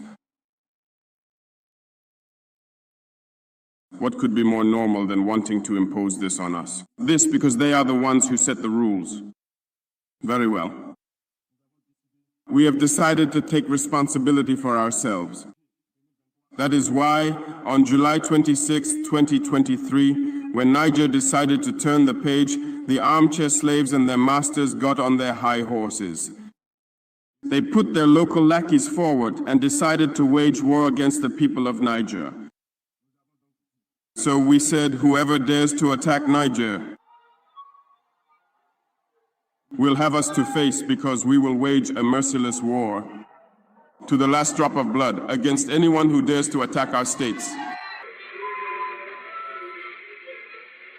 This statement, this decision we made yesterday, is relevant today and will remain relevant tomorrow and forever. Thus, the AES was established on September 16, 2023, within a framework of mutual defense. But we deemed it necessary to extend and expand the architecture of the AES. What brings us together today should allow us to move forward into other areas. In addition to defense, notably finance and the economy, infrastructure, health, education, in short, and more. I therefore hope that this moment will be for us a story that we will write for the AES, but above all for Africa and for the entire world. May God enlighten each and every one of us. May God inspire us in these tasks entrusted to us. And above all, that as we carry out all our work, we keep in mind one thing only: the supreme interest of our people. With that, we pray once again to the good Lord that He may accompany us all in our various tasks and protect our fighters, who, thanks to them, allow us to sit here and discuss the future of our states. So once again, thank you, people of Niger. Be united and show solidarity, people of the AES, homeland or death.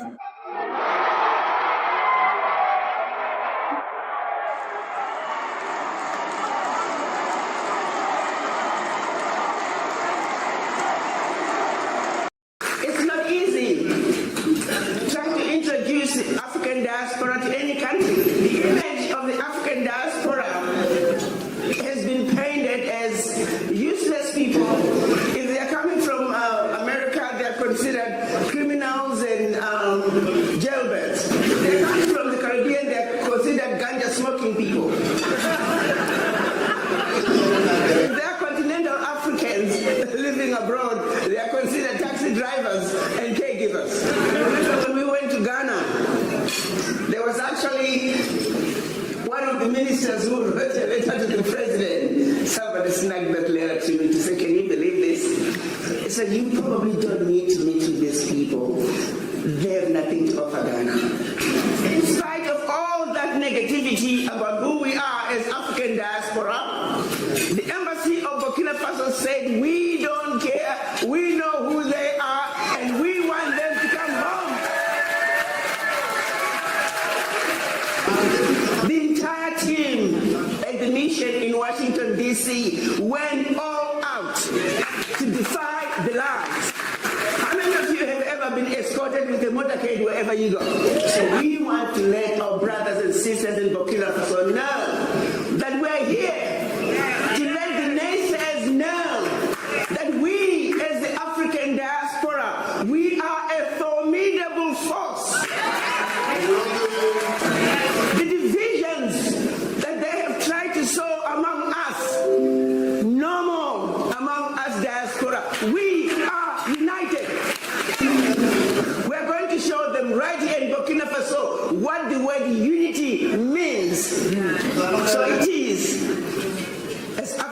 diaspora, Africa's gold.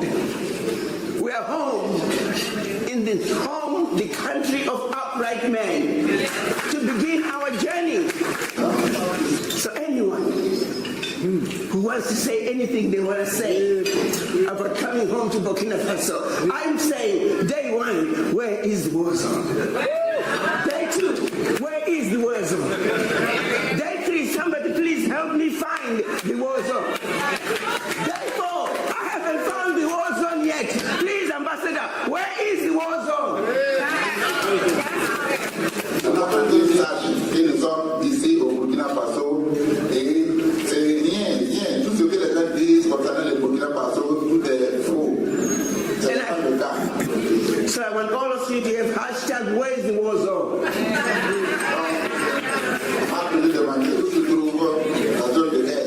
I hope you're doing videos, sending them to your family members, showing them where you are, and that you're in one of the safest places on earth.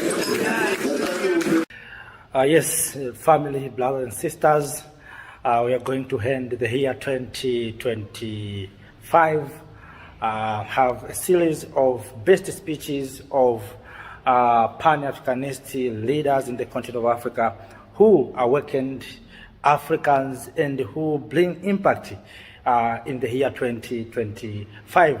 You remember before the beginning of the year 2025, we agreed that the year 2025 must be the year for Africa, the year where Africans in the continent and Africans in the diaspora have to come together, unite and speak with one voice.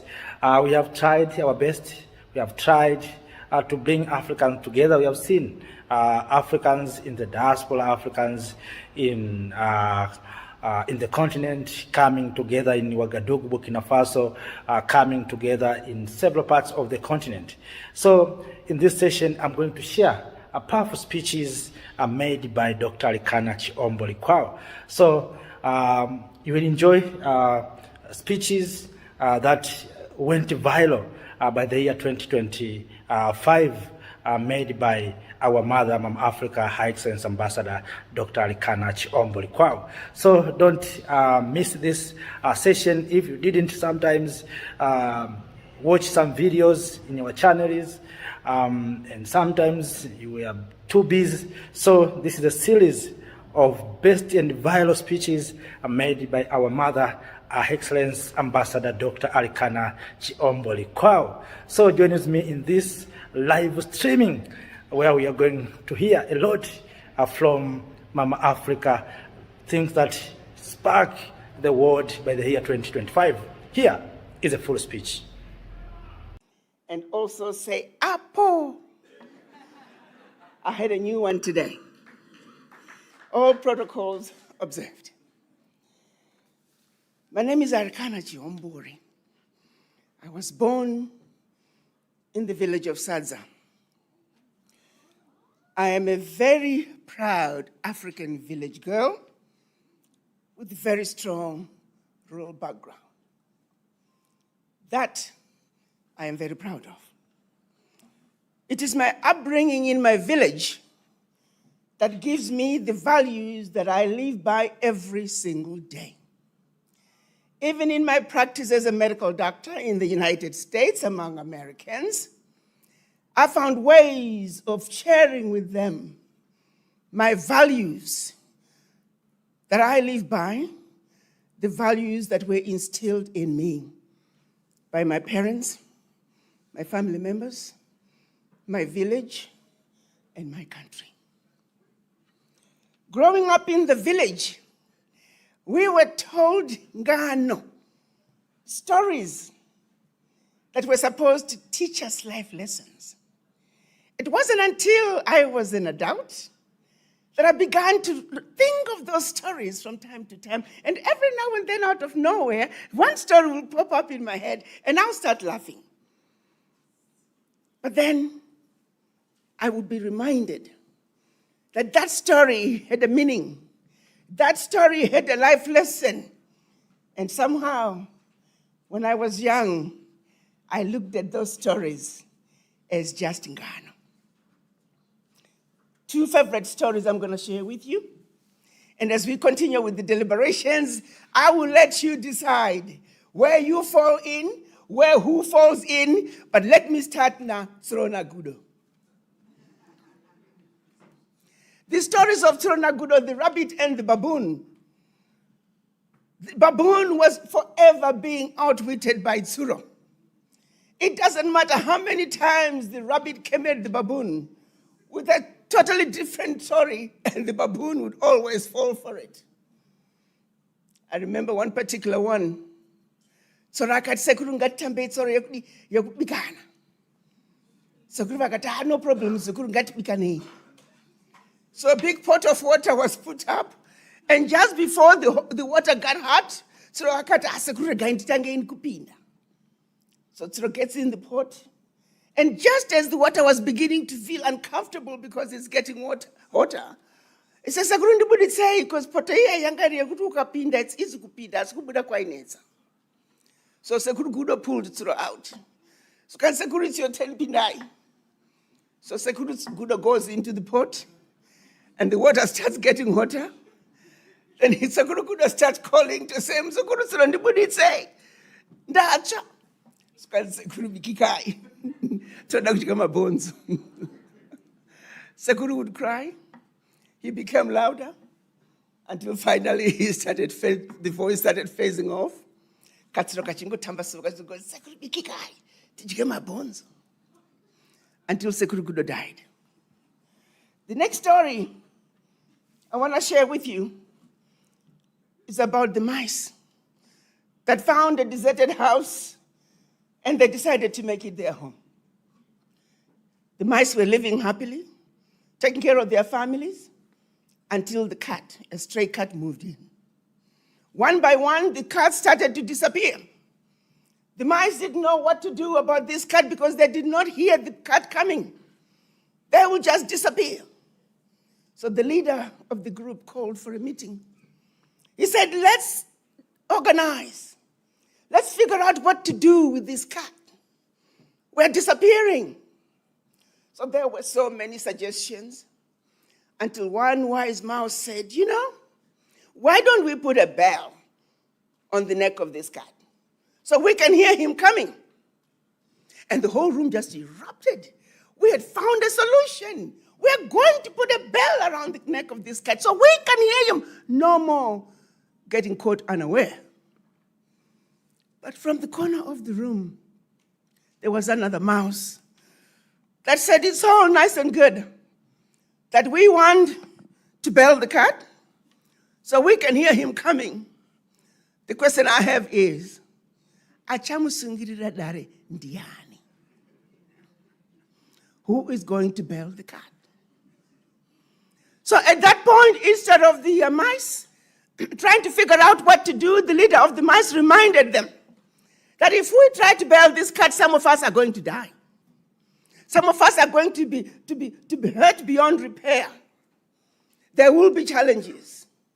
So belling the cat is not going to be easy. One by one, the mice started disappearing because no one was willing to sacrifice themselves for the better survival of the group. I want you to pack that story for now.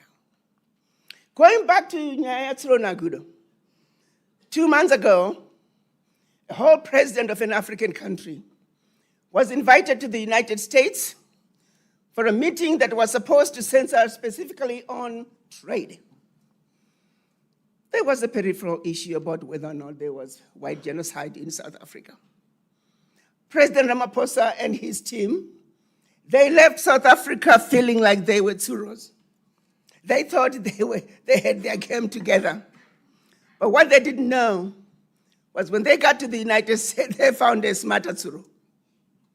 So before they could even discuss the issue of trade, which was the main reason for their visit, suddenly lights out, television on, showtime. Mr. President, you see all these crosses? These are white farmers who've been killed by black people. What do you have to say to that? President Ramaphosa, instead of looking at this picture that clearly looks like crosses along the highway, he should have said, Mr. President, we don't build grave sites along highways where I come from. I can tell you that that is not a grave site in my country. So whoever gave it to you, they lied to you, Mr. President. But what did the president do? Let me see. I'll have to look into that. Round one, defeated. Throws another one. Mr. President, these are white South Africans in body bags after they have been killed by black people in your country. What do you have to say to that? Instead of his people who were traveling with him, AI, you simply have to ask AI, where was this picture taken? In seconds, AI can tell you where that picture was taken. His people did nothing. They left the president hanging. Once again, he found himself trying to figure out, where are those pictures? I've never seen that. Mr. President, you mean to tell me these pictures are in your country and you do not know? President Ramaphosa should have known.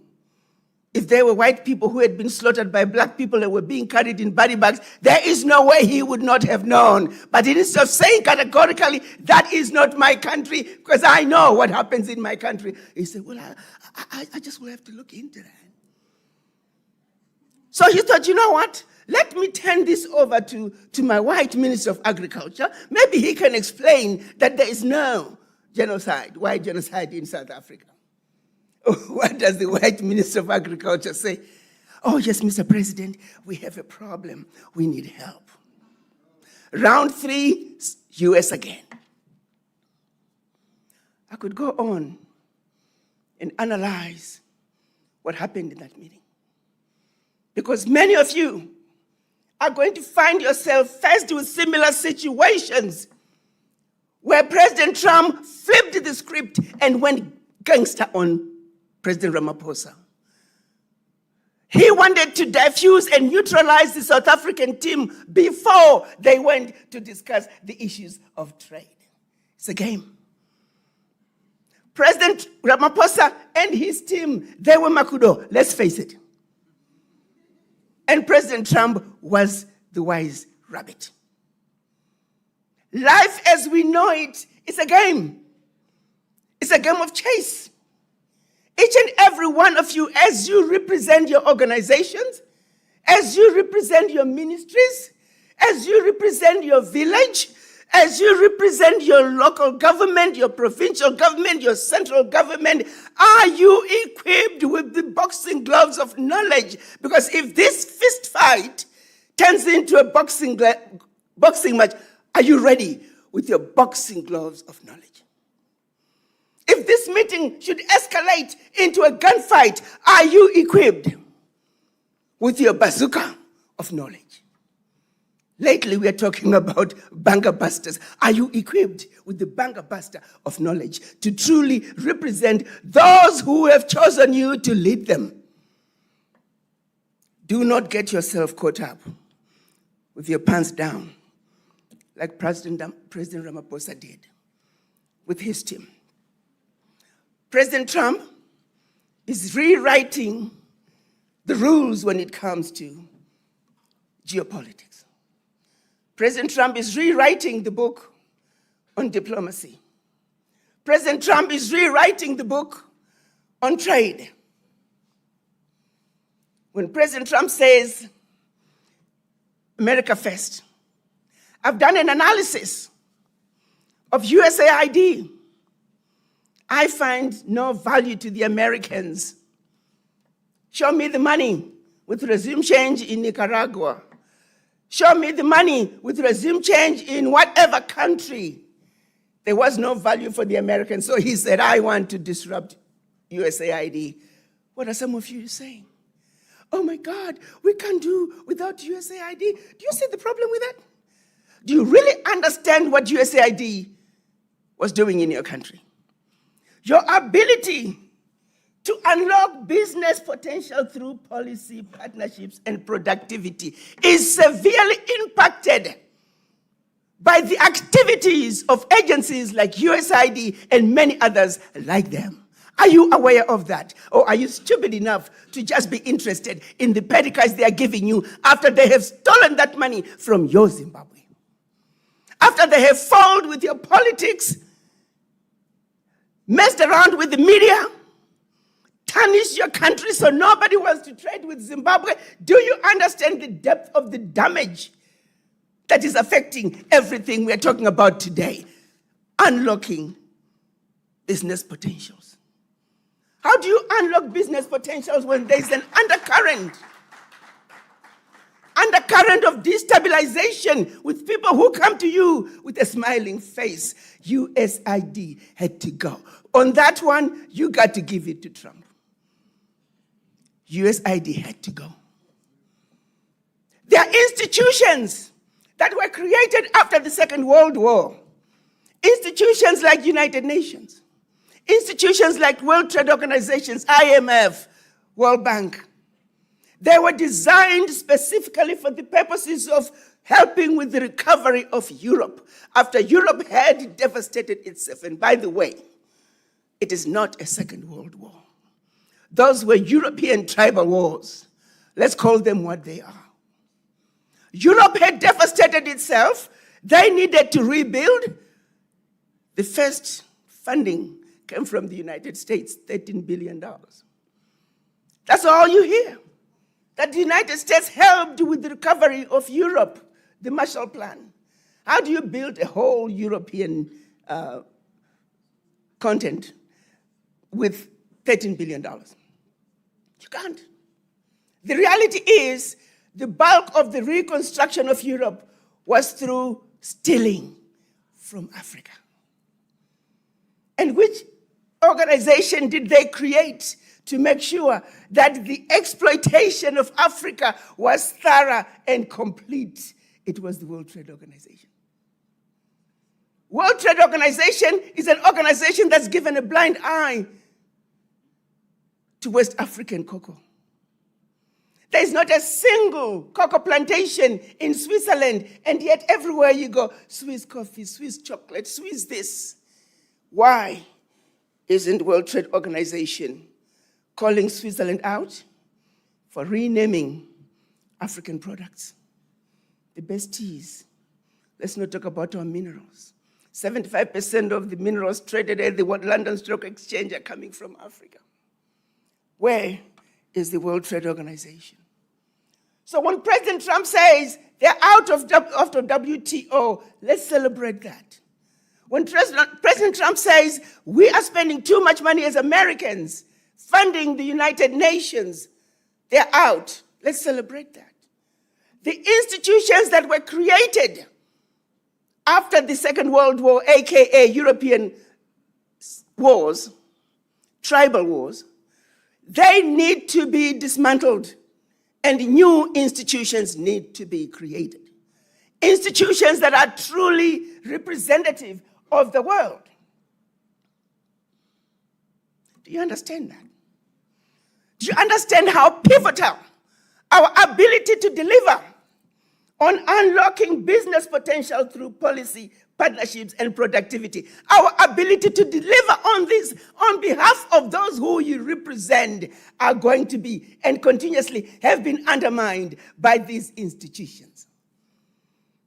The average African country as we speak today, we're paying over 50% of our GDP on loan repayment to World Bank and IMF.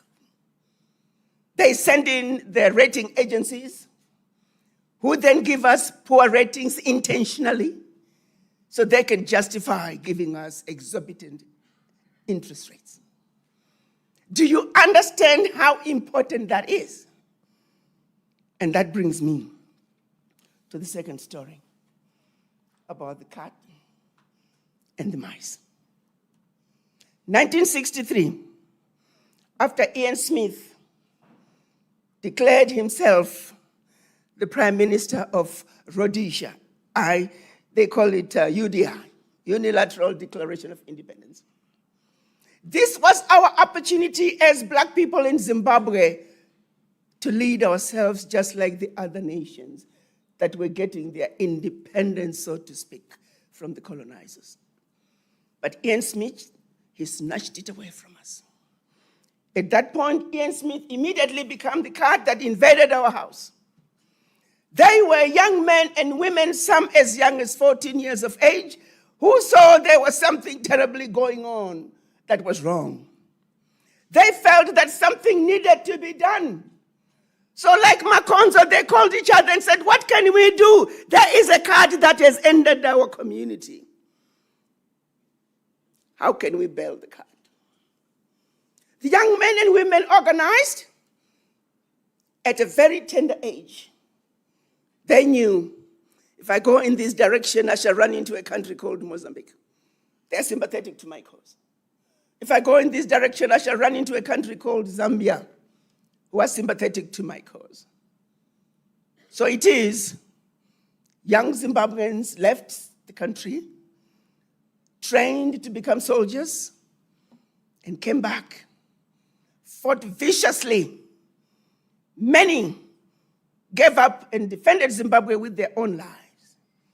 Many did not come back. But it is the bravery of those few that has given us the Zimbabwe that we have today. They gave us political liberation. But what we did not get in 1980 was economic liberation. Now the honor is on you young people now. You and us who are still alive today. We have a responsibility to deliver economic liberation. The mice, when they were invaded by the cat, they got scared of attacking the cat. They did not want to risk their lives. But our freedom fighters, they gave it all up. They knew some were going to die. They knew some were going to be disabled beyond any survival. But that did not deter them.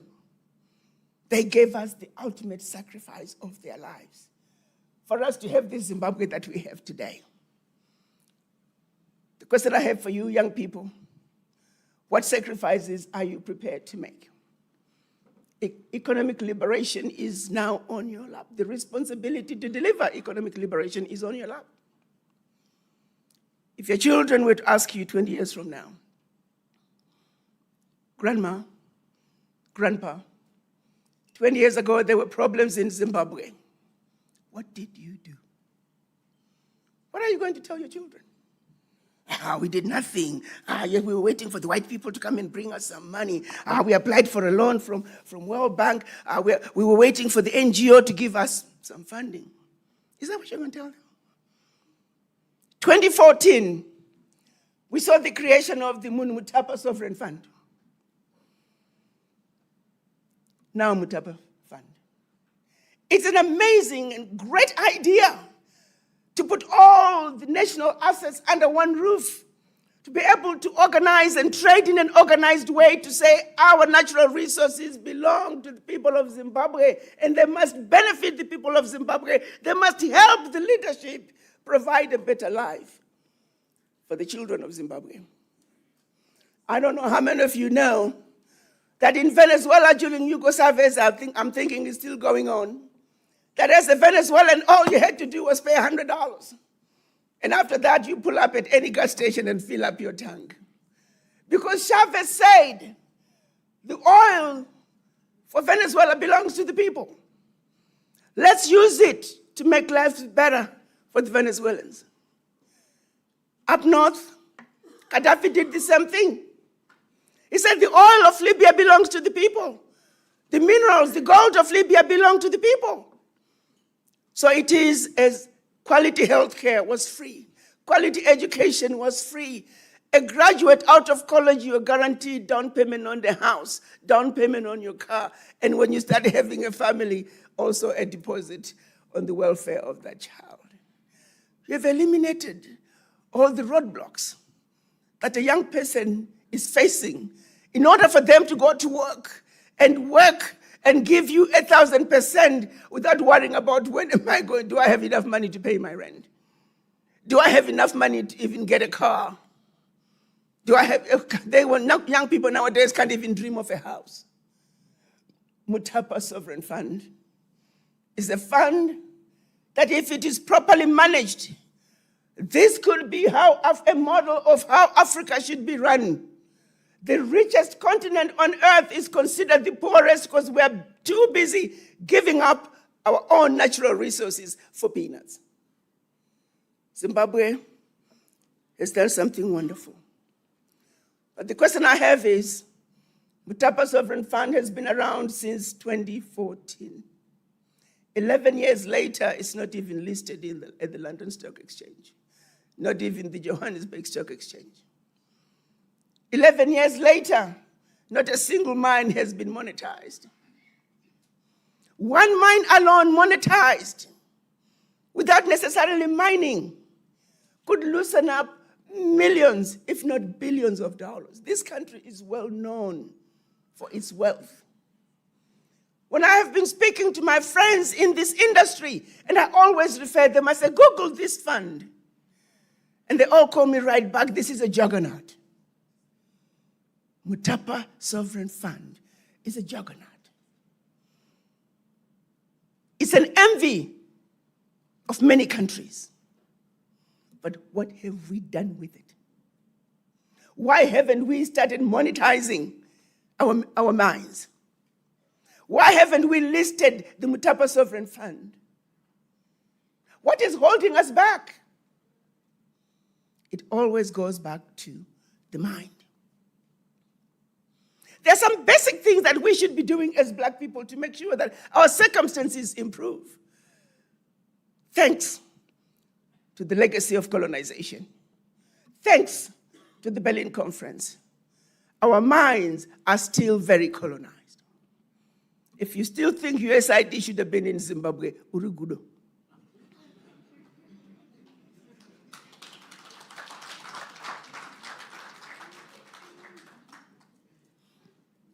If you think our only survival or the only way we can do anything in Zimbabwe is because we need white people, Uri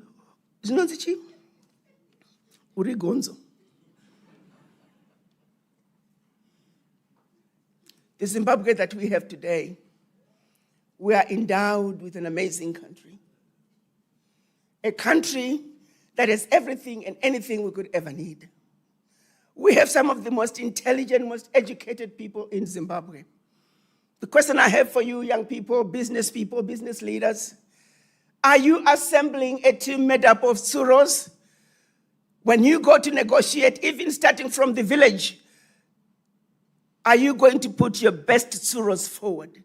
Even kumamisha anasakuruvaiziziya kana pane nyaya inoda kutongwa nemamwe mavillages between one village and another vaitsvaga tsuro dzemuvillage mavo vaitumira tsuro havaitumira makudo avo aivaziya kuti uyo igudo usamutumire tumirai tsuro. Are you preparing yourself either to be a tsuro kana ori gudo, or are you going to make sure that you agree you are a Gudo, but you know they are Tsuros, so let's send the Tsuros? This country is full of Tsuros. We have no shortage of Tsuros. The only problem is the Tsuros must wake up. The Tsuros must know our history. The Tsuros must understand that you are inheritors of an amazing kingdom. And that as Black people, you are the mothers and fathers of humanity, and therefore you rule. The ground that you walk on, the rest of the races, they need to bow down when you walk. Because without you, they wouldn't be. That's a fact. You must understand when you go to that negotiating table, that is a battlefield. Do you have the tools that you need to make sure that no matter what kind of a curveball they throw at you, you will stay with the program? Are you ready to be thrown again? They flip the script this way, you flip it that way, you're back on top. They flip it again, they want to turn you into a Gudo. No. I know my country, I know my business. I'm going to give you the facts. You flip the script and you're back on top. That is the battlefield. Are you looking at the stage, the environment that has been created by Trump, of saying, forget regime change. Let's negotiate as equal partners. May the best man win. Are you going to put your best foot forward as you negotiate the best deal that you can, the best deal that can be for those who you represent? This is a battle that must be won. And you must go onto the battle determined to win. If President Trump can continue with moving away from regime change, this is best news for Africa. If President Trump continues to push to share equal partners as we negotiate, that is the best news for Africa, because we have not been allowed to do so by our former colonizers. You see, there's a medication called Ozempic. It's a medication for weight loss. Some of you might know it, some of you may not. The generic name is semaglutide. This medication was put out as medication for diabetes. But they found out that if you were diabetic and you were overweight, you started losing weight. They were like, oh, wow, that's a nice side effect. They also found out that if you took that medication and you had a weak heart, suddenly your heart was beginning to function better. Another positive, unintended side effect. They found out if you had kidney problems, same thing. Your kidney function got better. It is my humble opinion that I would like to say President Trump is our Ozempic. The policies that he's putting forward for America first, while not intended for Africa and other developing nations, they are definitely positive side effects for us. Do you guys understand that? Or are you going to jump on the bandwagon? How can he be doing this? Why do you want to fight other people's battles? When your enemies are fighting, let them fight. Cheer on. Cherry pick what's good for you. So when he does something that is good for us, and at Magenga, you start organizing. You start planning. How do we take advantage of this situation? Rather than sit back and say, there's our leader. We must wake up. Gativei anasuru Magenga. Let's not behave semakons. And not when faced with challenges, we run. Rather than re-strategizing and focusing on that which we must do.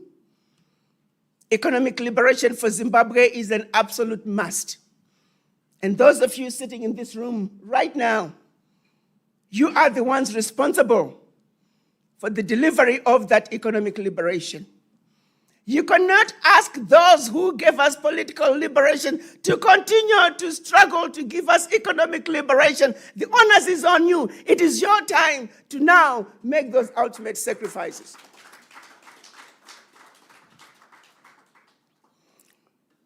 You see, birds sing not because they can. They sing because they have a song. As Zimbabweans, we need to send a clear message to our leadership.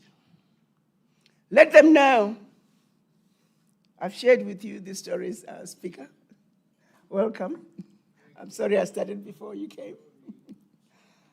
I shared with the audience the story about Tsuro Nagudo and how Tsuro was always outsmarting Gudo. I shared with them the story about the cat and the mice. How when the mice Makonzo were faced with the cat, instead of organizing on how to attack the cat, even though they knew very well some of them are going to die, the Makonzo chickened out. To this day, Makonzo are still running away from the cat. We are saying those who fought for the wars of liberation, they understood that Ian Smith and his regime were the cat that needed to be bailed. So yes, they gave up everything.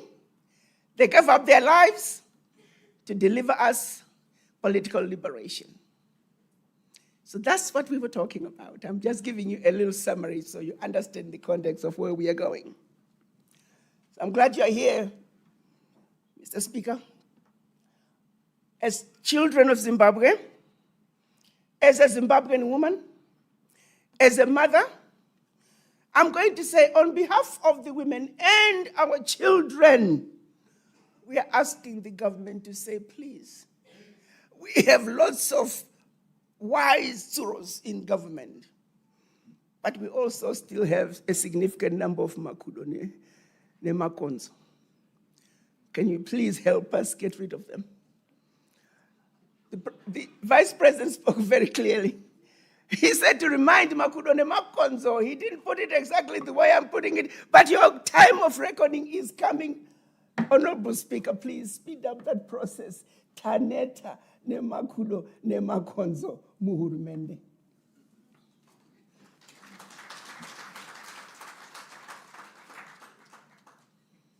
As I had started saying, that birds sing not because they can, they sing because they have a song. As a united front of Mother Africa's children, let's give the world the best melody the world has ever heard. The melody that says, "Pasi ne corruption." The melody that says, "Pasi ne kutengesa nyika." The melody that says, we want unity of purpose. The melody that says, Zimbabwe is for Zimbabweans. As we sing that melody to the world, let's walk to the tallest mountain and proclaim to the world who we are. The proud, the beautiful, intelligent, sophisticated, and highly adaptable children of the great Zimbabwe. Pamberine Zimbabwe. Pamberine Zimbabwe. Thank you.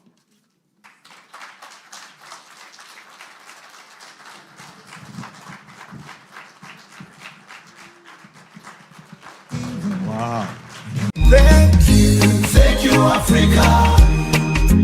Mama Africa. Oh, yeah. You make Africa great. Thank you, freedom. Thank you, Africa. Republic of Burkina Faso, the entire government of Burkina Faso, to the citizens of Burkina Faso, we want to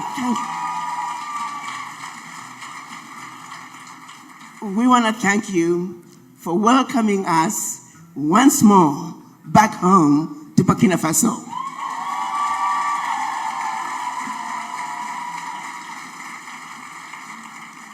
We were here last year. There were 130 of us. Mr. President, Captain Ibrahim Traore, we are back with 4 times that number. In your speech last year, you called all of us to be ambassadors of Burkina Faso. We want you to know we took that instruction very seriously, and we have been the ambassadors of Burkina Faso. In spite of the negativity coming out of some corners of this world, the descendants of the formerly enslaved you see today, they are the renegades who said, we know the truth about Burkina Faso, and that no one is going to tell us not to go home to Burkina Faso.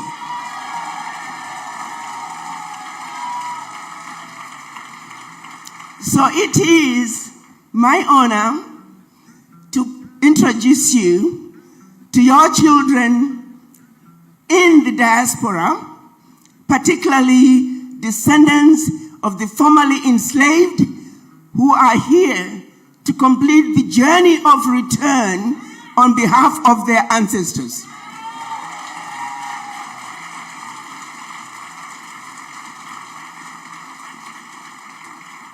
When the children of Africa were taken out of Africa as slaves, all they ever wanted to do was to go back home.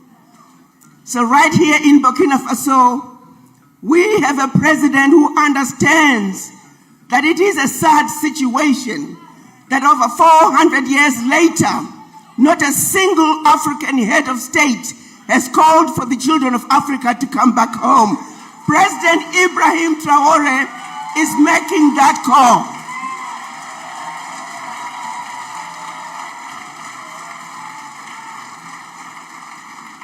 It is here in Burkina Faso that we shall conclude the journey of return. And all of you are bringing with you the spirits of your ancestors to put them back to rest right here in Burkina Faso. So, Mr. President, we're here to show our solidarity with the Sahel nations.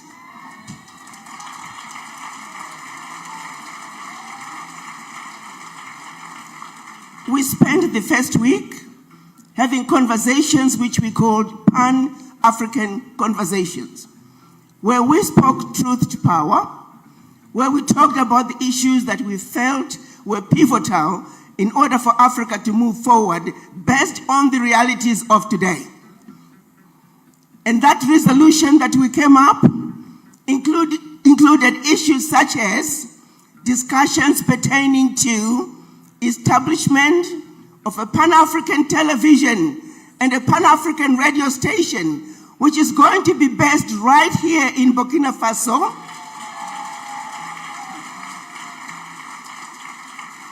We felt that was a good place to start in order to counteract the negativity coming out of Western media. We need to undo the lies. We need to undo the misinformation. Children of Africa at home and in the diaspora deserve to know the truth and nothing but the truth.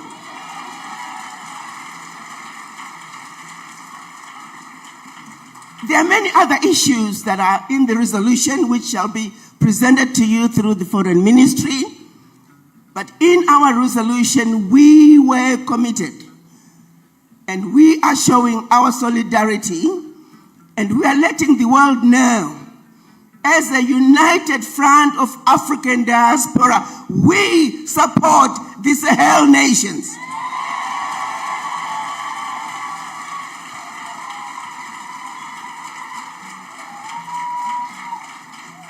The fearless and transformational leadership coming out of Burkina Faso, Niger, and Mali must be supported by any means necessary.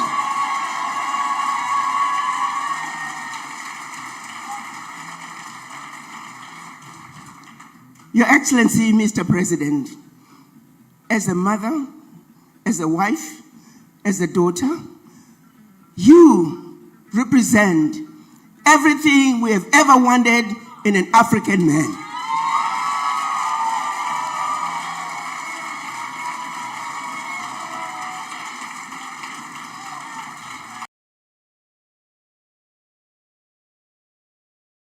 You can't come in here and beg for you people to come to another president's country.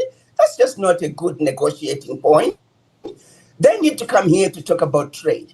Because if they trade fairly, they can use their natural resources to make sure that they improve the quality of lives for their people. The reason these young people are trying to leave Africa is because there are no opportunities for them. They don't see a future. So they're trying to go somewhere else to find a way out. But if the opportunities are there, I can tell you, the average African wants to stay home. They know that it is difficult going abroad. It is difficult coming to the United States. It is difficult coming to Europe. They know the hazards of living. But in some cases, we leave these young people without a choice. So if we can use our natural resources to improve their quality of lives, to give them the opportunities that they need, nobody would leave Africa. That's just the fact. So yes, we have been exploited for far too long. That exploitation has got to come to an end. And our leaders are the only ones who can stop that. So we are tired of this stupidity. We are tired of having idiots running our countries in Africa. Too many of the governments, they have people who are working for the government, who are on the payrolls of foreign nations. So these leaders are also working under difficult conditions because some of our governments are heavily infiltrated by their own people. So we have a lot of cleaning up that we need to do as Africans.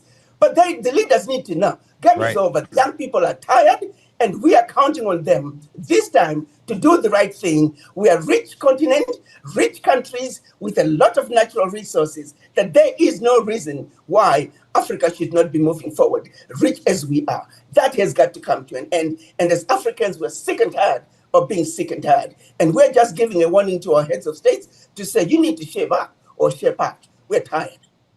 Dr. Arikana does not mince words. She reminds Africa that we are not a poor continent. We are the richest land on Earth. Our gold, our oil, our diamonds, our cobalt, our uranium, our land, our people. Yet, we appear poor because of cowardly leadership. She asks, why do African presidents fly across the ocean to kneel before leaders of other nations? Why do they act as though they have nothing to offer? When in truth, Africa holds the keys to the future of the entire world. Her voice trembles with fury as she warns, Africa is not respected because its leaders do not respect themselves. They go to America not as men of honor, but as servants seeking crumbs. And she asks a piercing question.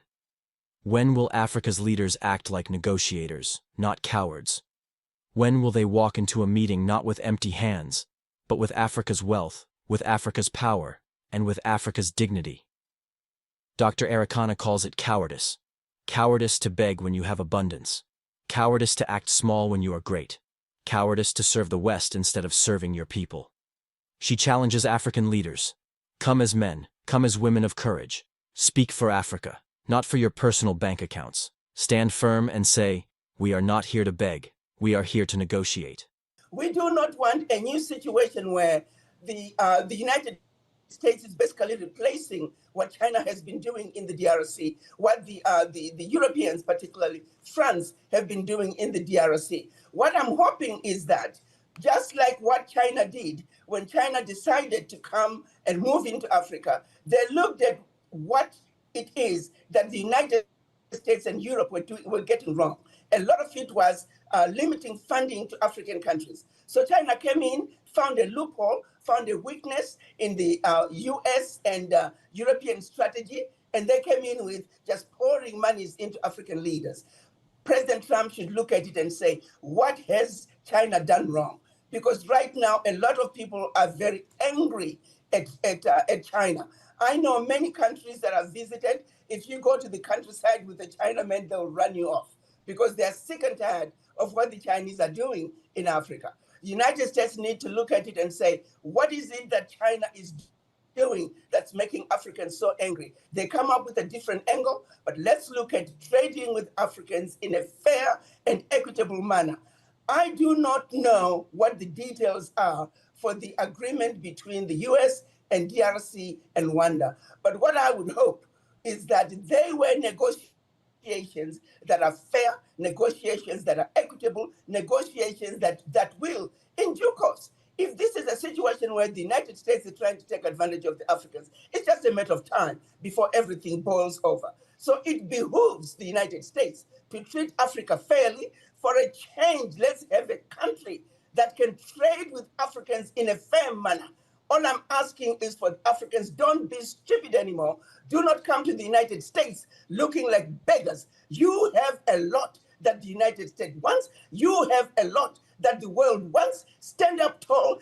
Have the to stand up like any other man on earth and defend us. As Africans, we are counting on you. We are sick and tired of giving up our natural resources for peanuts. So yes, African leaders, do not come to the United States as beggars. Come to the United States as equals to negotiate with President Trump. Do not take any rubbish that he throws at you. Do not allow him to bully you, because he has what you need and you also have what he has what you want. So this is about trade. We are going back to the basics. Our leaders, before the colonizers came to Africa, the different tribes traded as equals. We're going back to that environment. Let's embrace it. Let's look at it for what it is, and may the best men win. Africans, wise up. Come to the United States prepared, because President Trump will trump you. President Trump will kick your rear end if you're not prepared. We saw what happened with President Ramaphosa. Her fury burns because she knows the truth. Every resource needed for global survival is in Africa. Clean energy? Africa has the uranium. Digital economy? Africa has the cobalt. Food security? Africa has the land. Even the future of technology depends on Africa's minerals. So why then should African leaders beg? Why then should Africa bow? No. Africa should lead. Africa should negotiate from strength, not weakness. Dr. Arikana's words are not only for presidents, they are for Africa's youth. She calls young Africans to reject cowardice, to rise up with dignity, to know that this is our continent, and we must never beg in our own home. She says, if your leaders cannot stand tall, then you must stand taller. If they go to beg, you must remind them Africa is not a beggar. If they act like cowards, you must act like lions. Imagine, she says, an Africa where leaders walk into the United Nations not to ask for aid, but to demand justice. An Africa where presidents travel to Washington, London, Beijing, or Paris not with begging bowls, but with contracts that benefit Africa first. An Africa where negotiations are on equal ground, where we are respected, not pitied. That Africa is possible, but only if cowardice dies and courage is born. Her fury is love. Love for Africa, love for her people, and love for the dignity we deserve. Dr. Arikana ends her message with one unforgettable warning. African leaders, stop acting as beggars, stop humiliating us. Africa does not need cowards. Africa needs negotiators. Africa needs lions. Africa needs men and women of honor. And to every African watching, she says, stand up, speak up, never beg. Africa is too great to bow. This is the fire of Dr. Arikana, a message to awaken the cowards and empower the brave. Africa will not be free until its leaders stand tall. Africa will not rise until its people demand dignity. No more begging. No more cowardice. The time for negotiation is now. The time for African courage is today. And the time to make Africa great is here. Thank you, Africa. Mama Africa. Oh, yeah. You make Africa great. Thank you, Africa. Thank you, Africa. These institutions were never created for the benefit of the greater world. And yet, today, like fools, nations have been invited to become members of the United Nations. For what reason? And there is no provision in any of the documents of the UN, whether the Charter or the Universal Declaration of Human Rights, that says we cannot leave. The reason why we don't leave is because we are disunited. Yes, here we are, dear family, brothers and sisters. Welcome back to Make Africa Great. Today we are going to look on the statement of Mama Africa, Dr. Arikana Chiombo-Kwao, concerning about the withdrawal of Africa from the United Nations. Mama Africa, Her Excellency Ambassador Dr. Arikana Chiombo-Kwao just shook the table once again. She said it plain and clear. Africa must withdraw from the United Nations. Yes, you heard that right. The big question is, do you agree with her? Will African nations agree with her and do what she feel African nation has to do? So let us wait what will happen, but let's break this down together. These institutions were never created for the benefit of the greater world. And yet, today, like fools, nations have been invited to become members of the United Nations. For what reason? African nations, an entity that was created to rebuild Europe, are asked to become members, and we are happy to be members of the United Nations.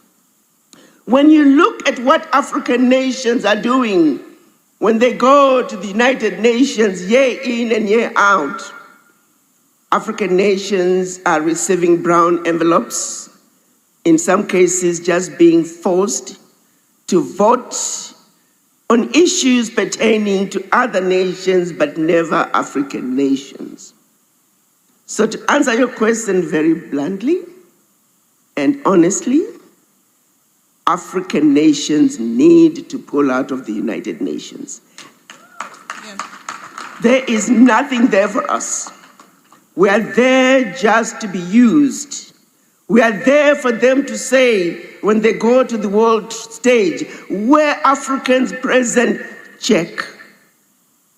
Beyond a check mark, there's nothing else for us. I would hope that one day African leaders can take a position. If you look at when they were wanting us to be represented at the UN Security Council, we want you Africans to come and be part of the UN Security Council. But like a little boy, come into the room, and by the way, there's a small boy chair for you there. Sit there and be. I remember one summit, this was in Niger, when we were registering. I just get naughty sometimes. I just go into places I'm not expected to go. But I noticed the room we were registering, they were mostly white people. And I said, wait a minute, here we are, they're also using facial recognition registration. So I said, I need to find out who these white people are. So I just was acting foolish and cracking jokes, and I sat next to one white man. So what are you doing? And the man had a personal cell phone. He's taking pictures of everybody who's getting their IDs. It turned out this was a French company that was hired to register Africa's best, Africa's leaders, let me say. And collect the data. And they're collecting the data, including facial recognition. Wow. At the African Union Summit.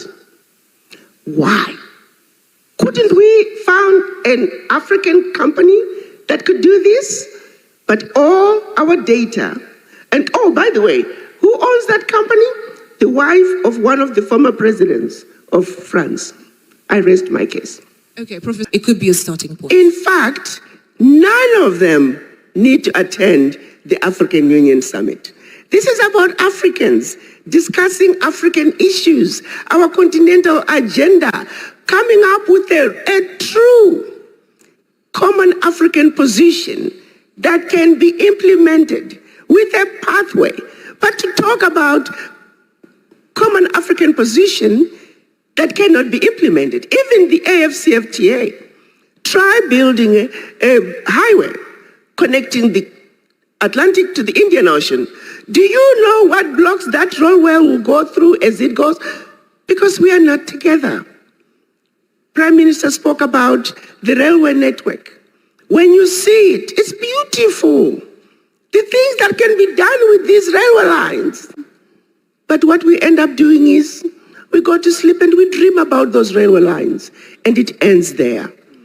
Empowering the African Union and give it teeth is what the leaders should do if they mean business. But they don't. Our natural resources. It is an opportunity of a lifetime for Africa. Young people, do you see this as an opportunity, yes or no? Yes. If those two things, African countries can be allowed to run their countries without outside interference, African countries can be allowed to negotiate for our natural resources as equals, Africa will move forward.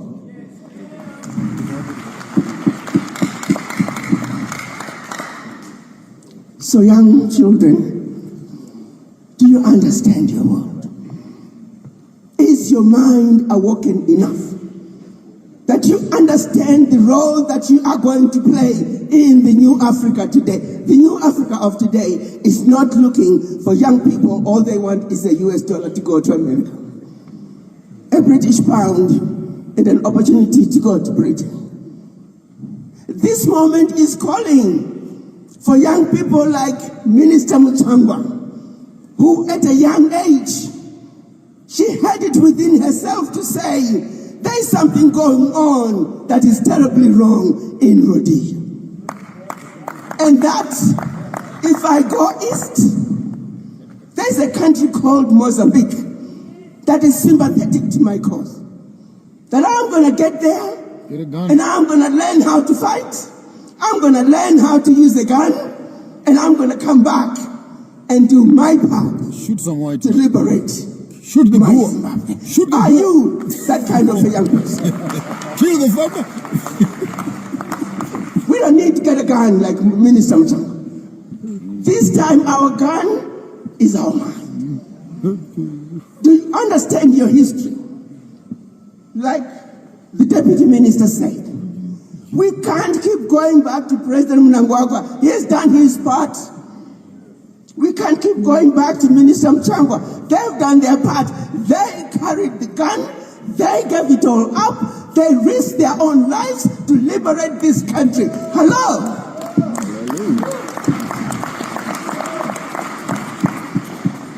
The war that's in front of us today is the war of the mind. It's about economic liberation. They gave us political liberation. You and I and everybody, we have a responsibility to deliver economic liberation. But to do so, we must be armed with knowledge. Knowledge of Zimbabwe alone is not enough. Knowledge of Africa alone is not enough. It's knowledge of the world and how the world works. Because you're going to have to be part of it. Are you awake, alert, and oriented to step up and do your part? I have to start by saying, I apologize to all of you young people. We, as your old elders, we own your ignorance. The reason you don't know some of the things you should know is because we did not teach you. So hold us accountable. Call us out. And we too must be prepared to take that responsibility on, but also be prepared. Hi there, all revolutionaries here in the continent, and to those who are in the diaspora, you are most welcome.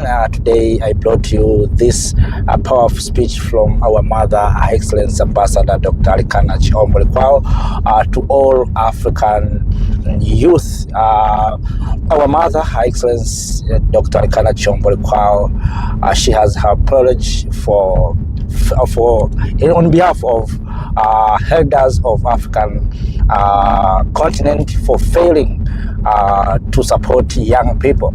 You heard yourself how she's so committed, she's so courageous, and she's spoken many things, good things about our mother continent Africa. So join with me in this video where we are going to hear more from our mother, Her Excellency Dr. Arikana Chiombo-Lekwao. Helps those who also help themselves. Manna is not going to fall from heaven. My brother, Reverend Maponga, in his many lectures, he has also reminded us the symbolism of the Bible and how we must read it and how we must understand it and how we must relate it to our own culture. To you too, Mzukuru, I honor you. And you go. As we were discussing with Mai last night, I said, my dear daughter, what do you want me to talk about? What message do you want me to share with the young people of Zimbabwe and those of you who may have come from outside Zimbabwe? She says, Mom, we don't know our history. That's our problem. So I said, I can do that. The question is, where do I begin? 400 years ago, I guess all of you are saying, oh my God, we better have dinner ready.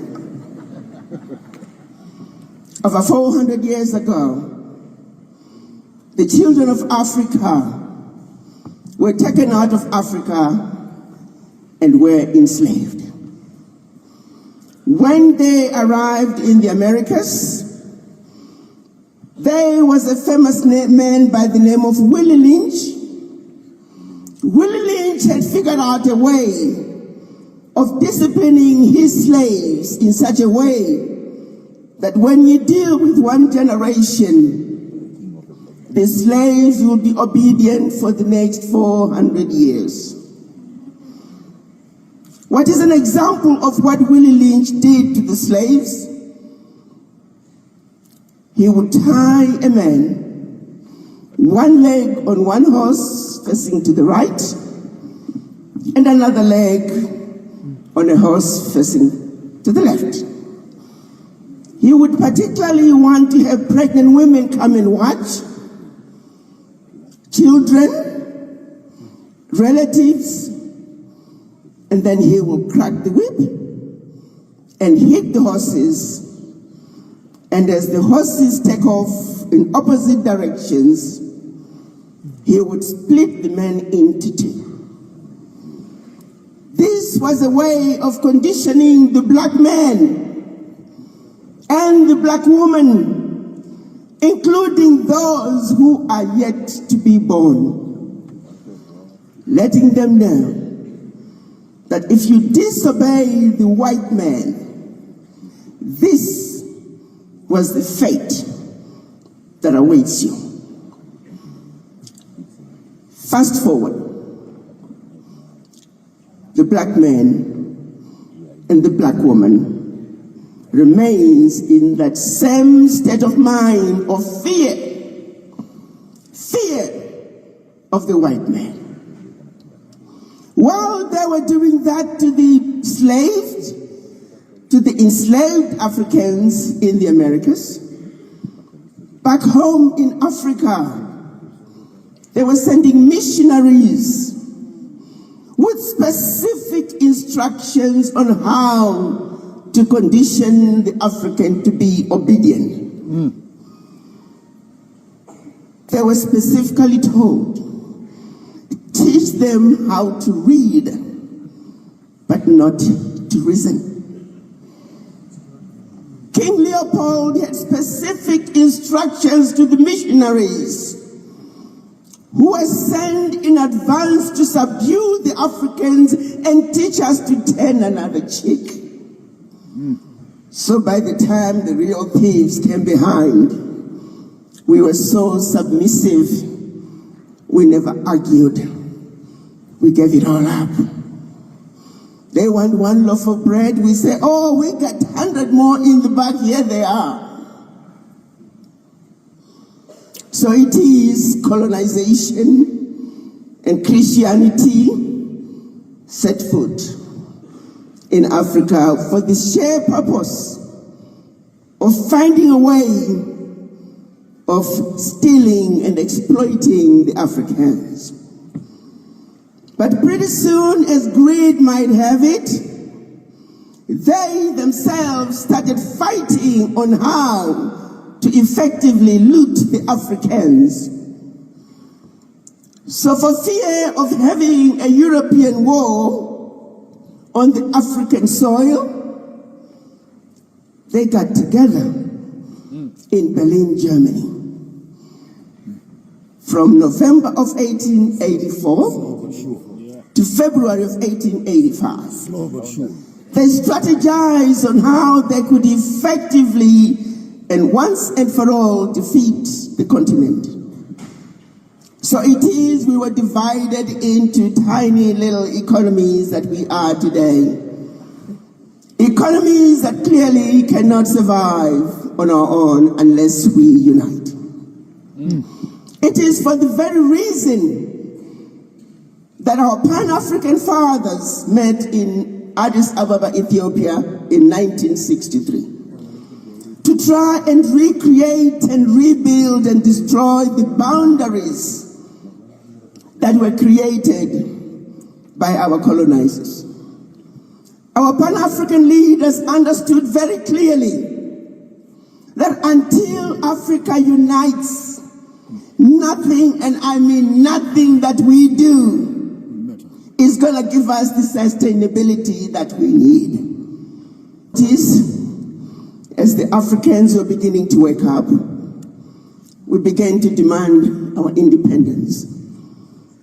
The independence was slowly given. Some African countries had to fight for the liberation. But what we got was political liberation. What they denied us was economic liberation to this day. 1939 to 1945. You know, the Europeans are very good at fighting. If you look at their history, it's a history of nothing but the European tribes fighting each other. So just like they had done during World War I, 1939 to 1945, it was a vicious war, which they called, and to this day, World War II. Come on now. The rest of the world was not at war. It is the European nations who were fighting among themselves, and they used their influence to recruit from other countries, including this country. At that time, it was called Rhodesia. Our soldiers, black Zimbabwean soldiers, while they were being forced to go fight in the European tribal war, their land was being repossessed, being reacquired. And when they came back from fighting the Second World War, while their white counterpart soldiers were being given more land, the Zimbabwean soldiers who fought in the Second World War, they were given bicycles. So in addition to losing their land, they got a bicycle. And you should be happy about that. So it is 1945, the European tribal war ended, aka Second World War. They wondered how on earth are they going to rebuild a Europe that had been completely devastated after the Second World War. Europe was finished. So it is the then Secretary of State for the United States, by the name of Marshall. The United States gave $13 billion to start the reconstruction of Europe. They call it the Marshall Plan. Now, how much construction can you do with 13 billion? What they don't tell you is that the majority of the reconstruction of Europe post-Second World War was funded through theft from Africa, through exploitation of Africa.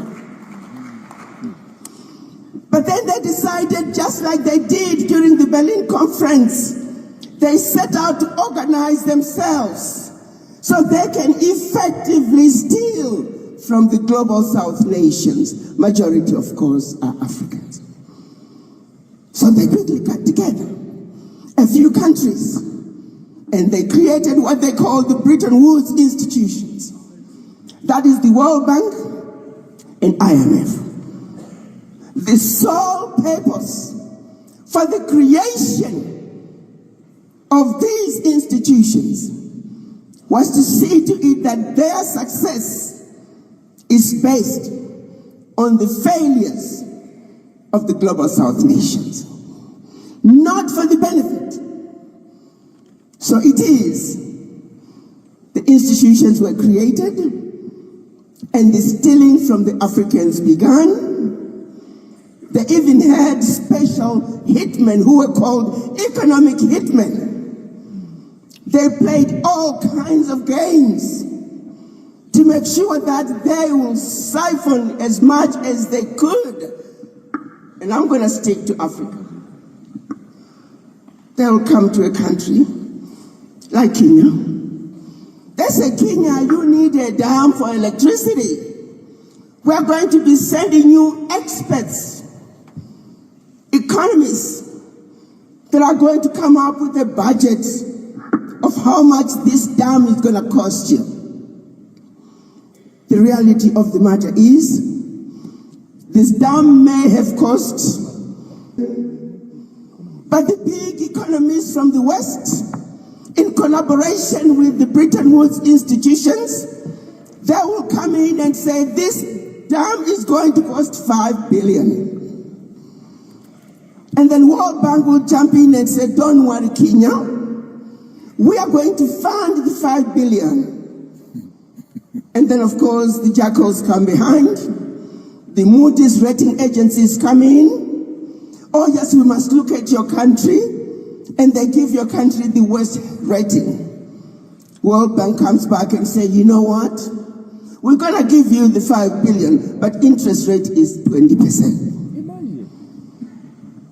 This cycle of getting Africa hung, self-lynched economically through this financial institution began. One project after another, the economic hitmen were in full play. They did everything they could to give these frivolous loans to African countries. Loans they knew very well that African countries will never be able to repay. It didn't end there. Then they created an entity called United Nations. Again, an entity that was designed to make sure that the exploitation of Africa and her natural resources will continue. And where countries were trying to stand tall and defend themselves and refuse to sell their natural resources for peanuts, instabilities would suddenly come up in that country. NGOs started popping up, coming in as saviors to Africa. We are going to help you. And yet there's real reason for being in Africa was to see how they can maintain the instability, keep the turmoil going, so they can continue to siphon our natural resources out of Africa. They said we need another organization that can really make sure that what we are doing is a resounding success. So they created the World Trade Organization. You see, there's a man with his wheat in Ukraine. And there's a woman in Zimbabwe with cotton. World Trade Organization will dictate the price of the wheat coming out of Ukraine to Zimbabwe, but they will also dictate the price of the cotton out of Zimbabwe to Ukraine. And then they will say, this is the price for the wheat, which is obviously inflated, and they will lower the price of the cotton out of Zimbabwe. So the Zimbabwean woman, being who she is, she figures she has a budget. This is how much money she needs to make.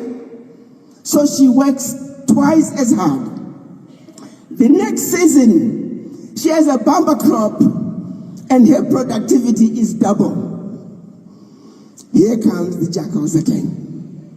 This time, when you sold your cotton last year, the dollar was 1 zig, or rather $1 to 20 zigs. But because they've done their math, you have a bumper crop. So they send in their rating agencies. Once again, they talk to your central bank. They devalue your dollar. So now, the dollar is $1 to 40 zigs. So for the same amount, Ukraine is going to buy double the amount of cotton, and the woman in Zimbabwe has gained absolutely nothing. My brothers and sisters, I am talking about the institutions that were created after the Second World War, never to benefit us. Are you in tune with what is happening in your world? Are you understanding the dynamics that what is happening in Washington, what is happening in Paris, what is happening in London will affect your ability to be an effective innovator? Are you connecting the dots? Yeah.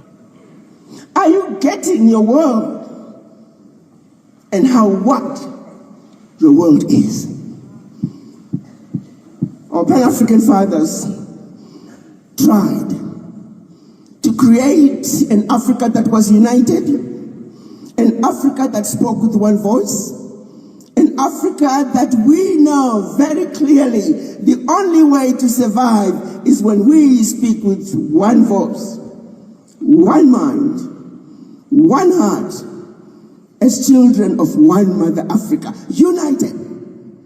Failure to do so, Africa shall forever be defeated. We have President Trump, who I must say, when it comes to his international global policies, I find him to be a breath of fresh air. He did an analysis. He said, well, you NGOs, you're going in and doing all this regime change. Show me the money. Where did the US benefit? Didn't find the money. So he said, get rid of USAID. Some of you were crying. Oh my God, USAID is out of Africa. What are we going to do? Are you crazy? You better preach now. Do you understand this entity and what they have been doing?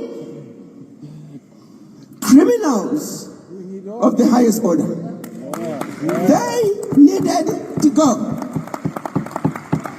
And not only USAID, but any other Western NGO. We do not need their peanuts. Yeah. So for those that want to complain, don't get lost in the bravado when you analyze the global policies coming out of the United States. Let's leave domestic policies alone. Americans can deal with that. President Trump is also saying, I don't really care what your government is doing. You got some gold, I want it. The question is, are you willing to give it to him for the price? Because he's going to come in and say, I'll give you 10 cents. Are you willing to accept the 10 cents? Or are you going to assemble your best and your brightest to go to the negotiating table? The opportunity that President Trump is bringing to the world, even though those opportunities were not intended to benefit us. Let me make sure everybody's clear about that.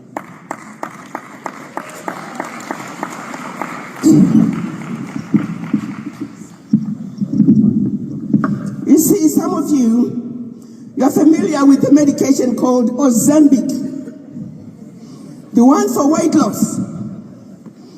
Do you know how that medication came to be? It was intended for diabetes. But they found out that patients who were diabetic, who were overweight, when they took Ozempic, they also lost weight. Positive side effect. They also found out that patients who were diabetic, who were given Ozempic and had a heart condition, their heart got better.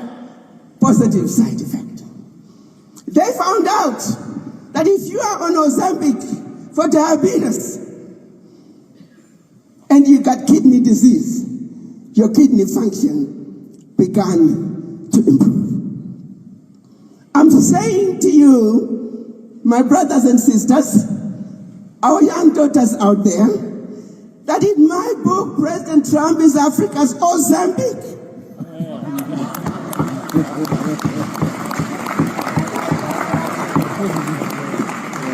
While he's focusing on US America First agenda, a lot of his global policies are good for Africa.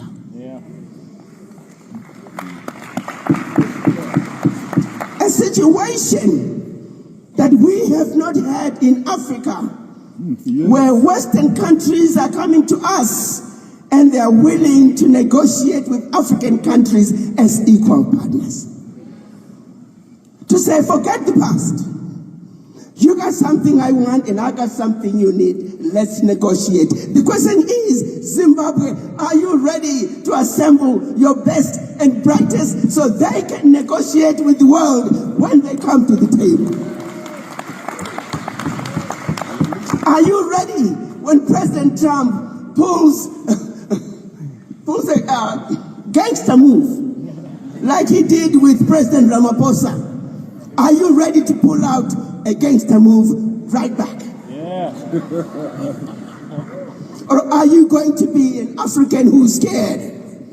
Because you happen to be sitting in front of a white person, your legs buckling. That African has no business being in government. Minister, get rid of them. Yeah. We want ministers. We want people supporting the minister. That when the minister sends them out there to represent Zimbabwe, to represent Kenya, to represent Africa, they are going to be the best and the brightest. They are not going to sell us out. They are going to show up with a Pan-African mind. A mind that says... ...to our guest speaker, who would be speaking to us this morning on the topic, African Youth Rising, the Revolution Has Begun. Let's welcome Her Excellency, Ambassador Arikana Shihombori Kwao.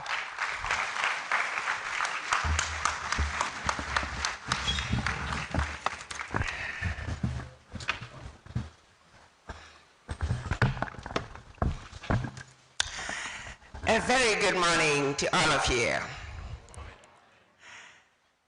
To the Chancellor of this amazing university, to the Vice Chancellor, to the faculty, to the alumni,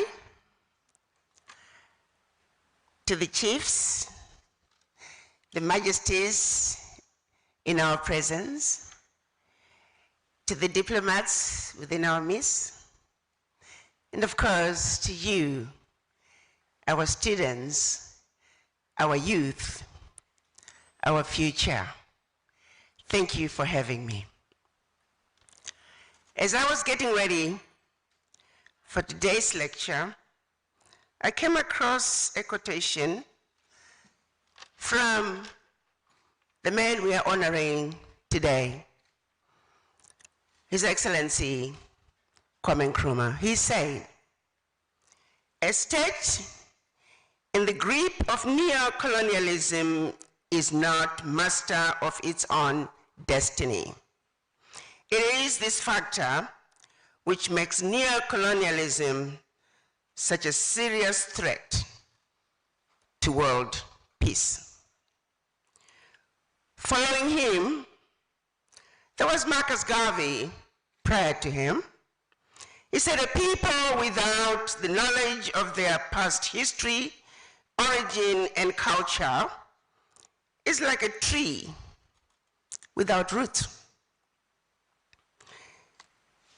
Jomo Kenyatta also reminded us that when the missionaries arrived in Africa, the Africans had the land and the missionaries had the Bible. They taught us how to pray with our eyes closed. When we opened our eyes, they had the land and we had the Bible. Finally, Patrice Lumumba said, "The day will come when history will speak.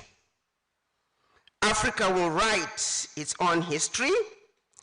It will be a history of glory and dignity."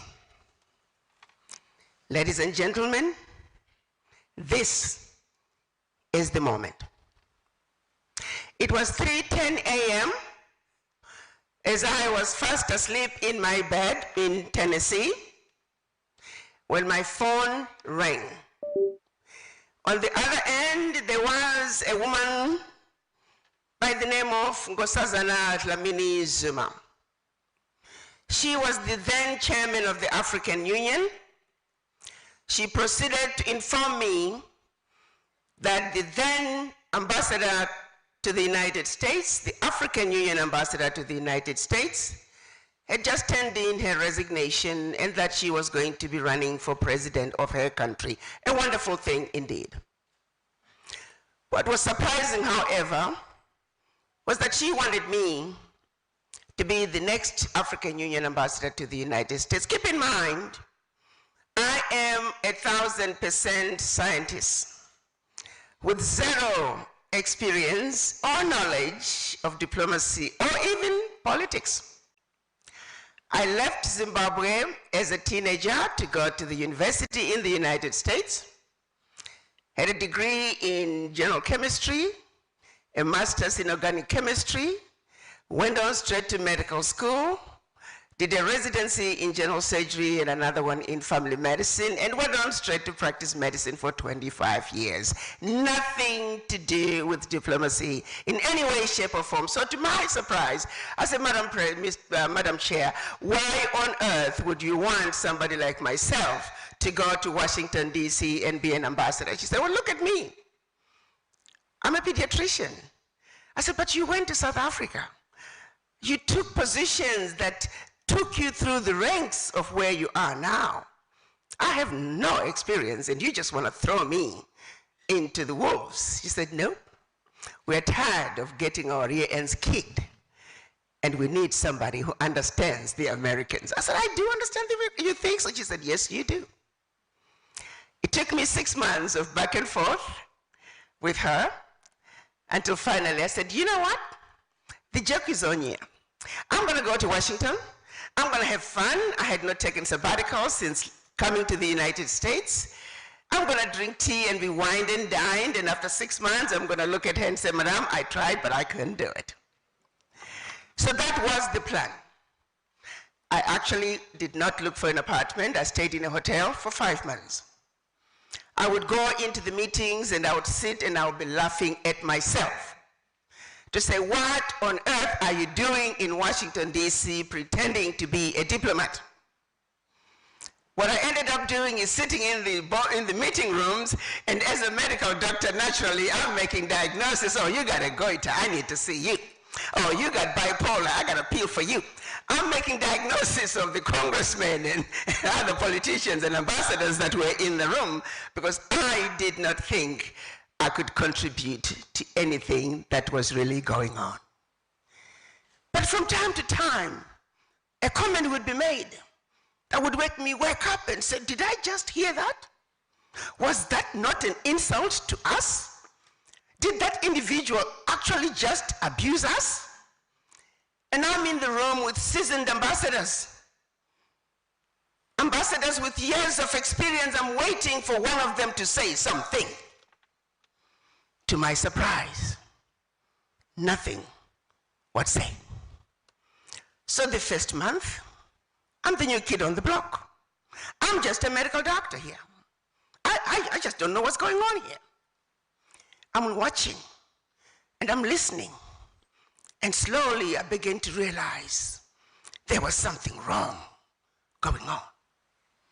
Why is it that we are not speaking up as ambassadors? We are here to represent 1.4 billion people who need our voices. Why are we mute? Well, you know, having been born and raised in Zimbabwe during apartheid, we fought. I was a young teenager when I saw many of my colleagues leave and join the revolution, and many died. So when it comes to fighting, I was prepared. I got to where I got so sick and tired of attending these meetings because I was sick and tired of the abuse. I attended meetings on the African continent, and the abuse continued, and the mutinous from us also continued, until one day I said, enough is enough. I'm an African woman, and I have been given a platform, and I have a mandate. I shall exercise my mandate.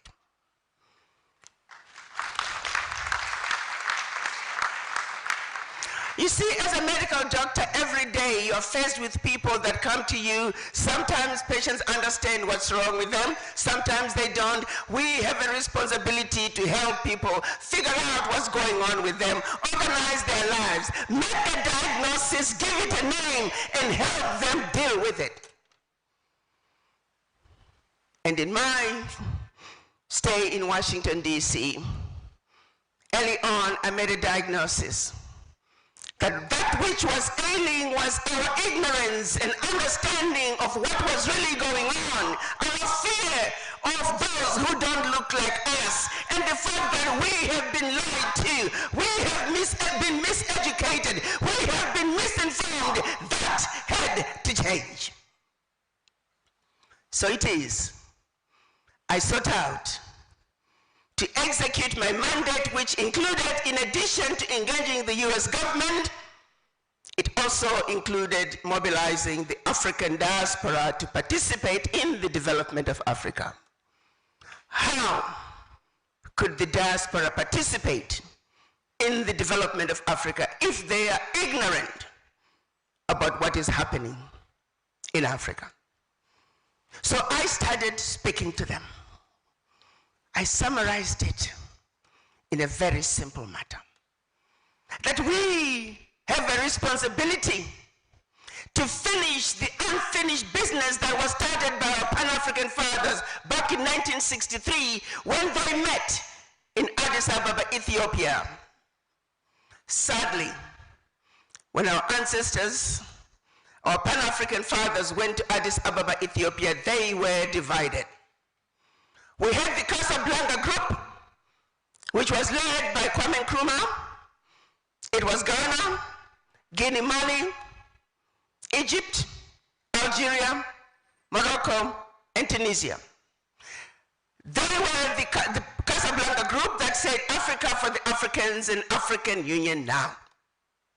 They wanted change. They understood the importance of unity. They knew for Africa to move forward, Africa must speak with one voice.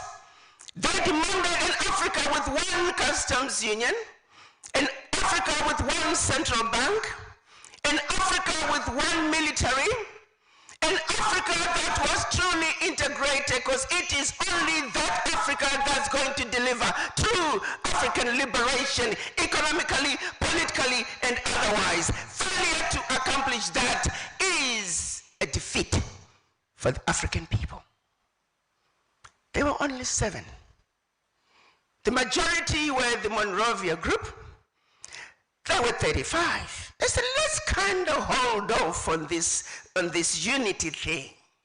You see, they had tasted a little bit of this superficial, fake independence. Let's kind of go slow. 2024, we're still going slow. The Monrovia group were the majority, they won. We often say, Africa lost in 1963 when the Casablanca group succeeded at thwarting that which the Casablanca wanted. The Monrovia group failed us. Year in, year out, the African leaders would meet. The issue of an Africa that spoke with one voice was tabled, and year in and year out, NATO nations were in full force to see to it that the African leaders do not vote for an Africa that spoke with one voice. NATO allies, they remain in full force to make sure that Africa never gets to be united. We have failed Africa. Our leadership has failed Africa. Allow me to describe what I call the African tree of life. A tree of life that wants once upon a time thriving, it gave the most luscious fruits, beautiful flowers, a tree that everybody counted on, a tree that fed the African people. Something happened. The flowers don't bloom as beautiful as they used to be. The branches keep falling off. The leaves are never as green and luscious as they should be.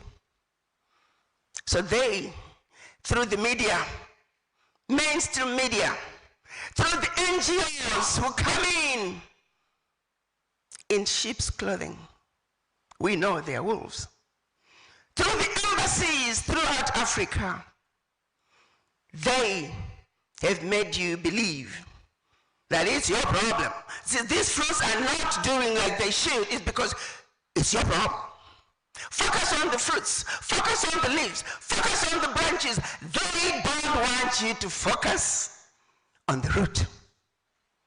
You see, if you don't address the issues of the root, you will forever be talking about the flowers, the branches and the leaves of this tree, year in and year out. And that's what we have been taught to believe. On top of that, while they continue to lie to us, while they continue to throw us a shiny object and want us to focus on frivolous things that do not address the root, don't forget, the biggest defeat was the mind. When they made us believe that white was bad, black is bad, you are like the devil, you represent the devil, your color is bad, and you must denounce even yourself. And when you're not denouncing yourself, you must praise them. Even though we know very well that their skin is a mutation of the original, which is you. The original DNA. Anybody else that does not look black is a mutation of the original thing. They made you forget that. They made you forget that. So you see, they set the stage. They've been lying to us for years, for centuries. They even taught you to hate yourself. So let's go to the bottom, to the root of why the African tree is ailing. They started with the mind. And until you realize that as a black person, you're suffering from the legacy of colonization, until you realize as a black person, you're suffering from the legacy of slavery, nothing, and I mean nothing you do is going and fathers of humanity. One who must stand on top of the tallest mountain and proclaim to the world who you are. Why are you failing to do so? Because you've been put asleep. You have been lied to. And it is only you who can make that change. It is only you who can look in the mirror and say, I am beautiful. I am the mother of humanity. I am the father of humanity. What will it take, my brothers and sisters, for you to understand that basic fact? And until you do, your ability to change Africa is going to fail. Tell me why. That we are all very much aware that the World Bank and IMF are using the rating agencies. I'm now talking about the issues of the root.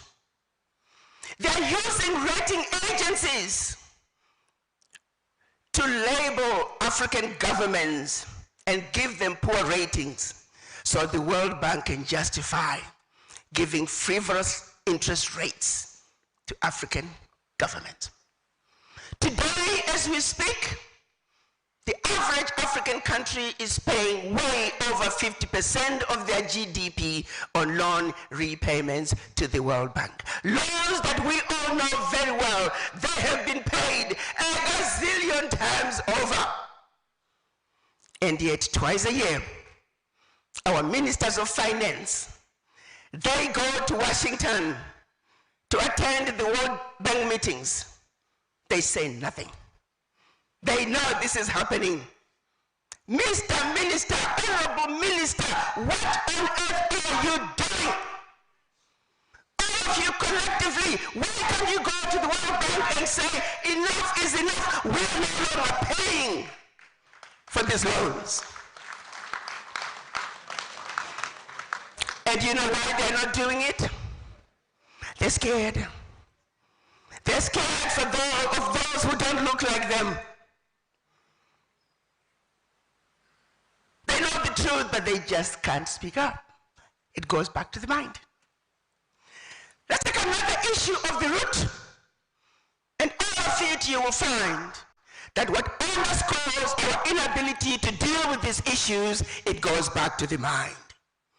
I'm going to keep underscoring the mind. Because all we gotta do is stand up. As we speak, the remains of our ancestors are sitting in jars, in basements throughout Europe. Why is it that our ministers of culture, they continue to go to Europe, they visit with these governments, when they are sitting in those meeting rooms, in those basements, the remains of your ancestors are sitting in jars and you say nothing? What is wrong with this picture? What is wrong with us Africans? How long do you think a finger of a British soldier lost in Ghana? Not even a minute. They would storm into Ghana, kill thousands of people just to recover that little finger. But when it comes to us, it's okay, Massa. How long? Why are these ministers not able to speak up?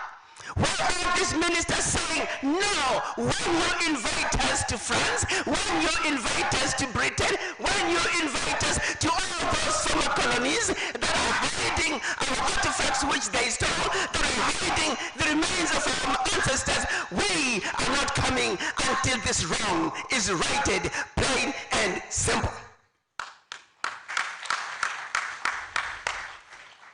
Why can't we do it? It goes back to the mind. We're still talking about the issues of the root. Have you ever wondered, when we go to the World Trade Organization, we know Ghana, the best cocoa in the world, comes from West Africa. It's only the past few years that Ghana was allowed to add value to the cocoa. Prior to that, if Ghana had said we wanted to add value to our own cocoa products, tariffs would be slapped on those value-added products that it wasn't even worth the value addition. What are our ministers of trade doing about that? The World Trade Organization, an organization that's giving a blind eye to the biggest abuses of the African continent. Ghana cocoa is being mislabeled. Tell me, you travel throughout Europe, every hotel you go to is Swiss cocoa, Swiss chocolate, Swiss this, Swiss that. Show me 1 acre of cocoa in Switzerland. And yet nobody says anything about it. I kind of like the Nigerian guy who walked into a museum in Britain. There was a humongous bronze statue that was in the entrance. And the man brought his tools. I don't know if some of you heard about him. He brought his tools into the museum and he started unscrewing the statue. And when they come to say, what are you doing? He says, this is mine, it's stolen product. I am from Benin. This is Benin bronze. It belongs to me.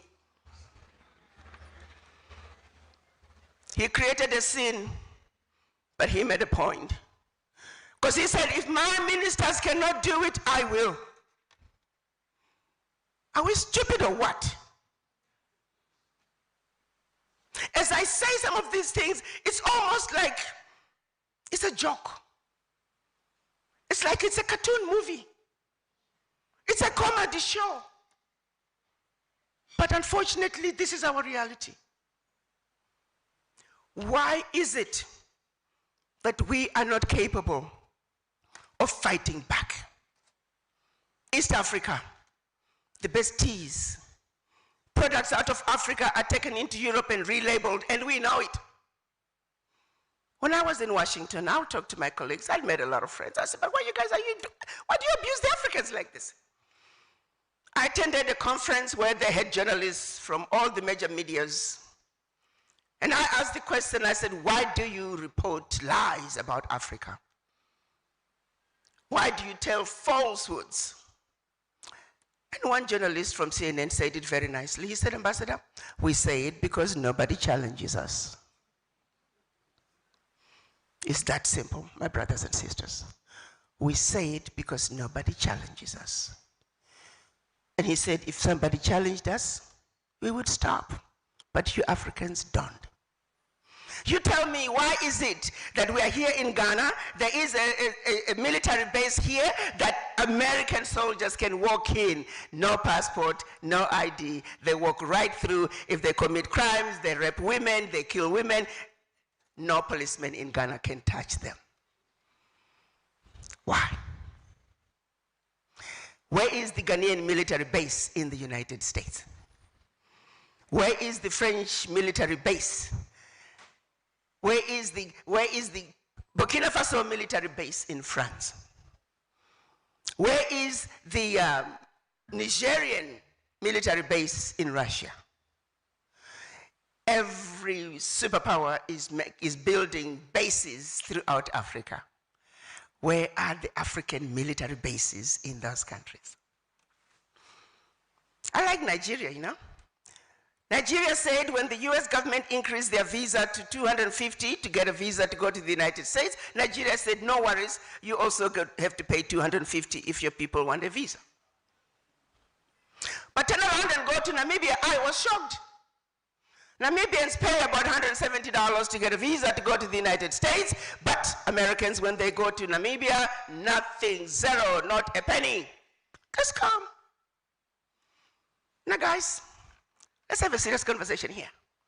Who is stupid? Whose problem is it? We are the problem.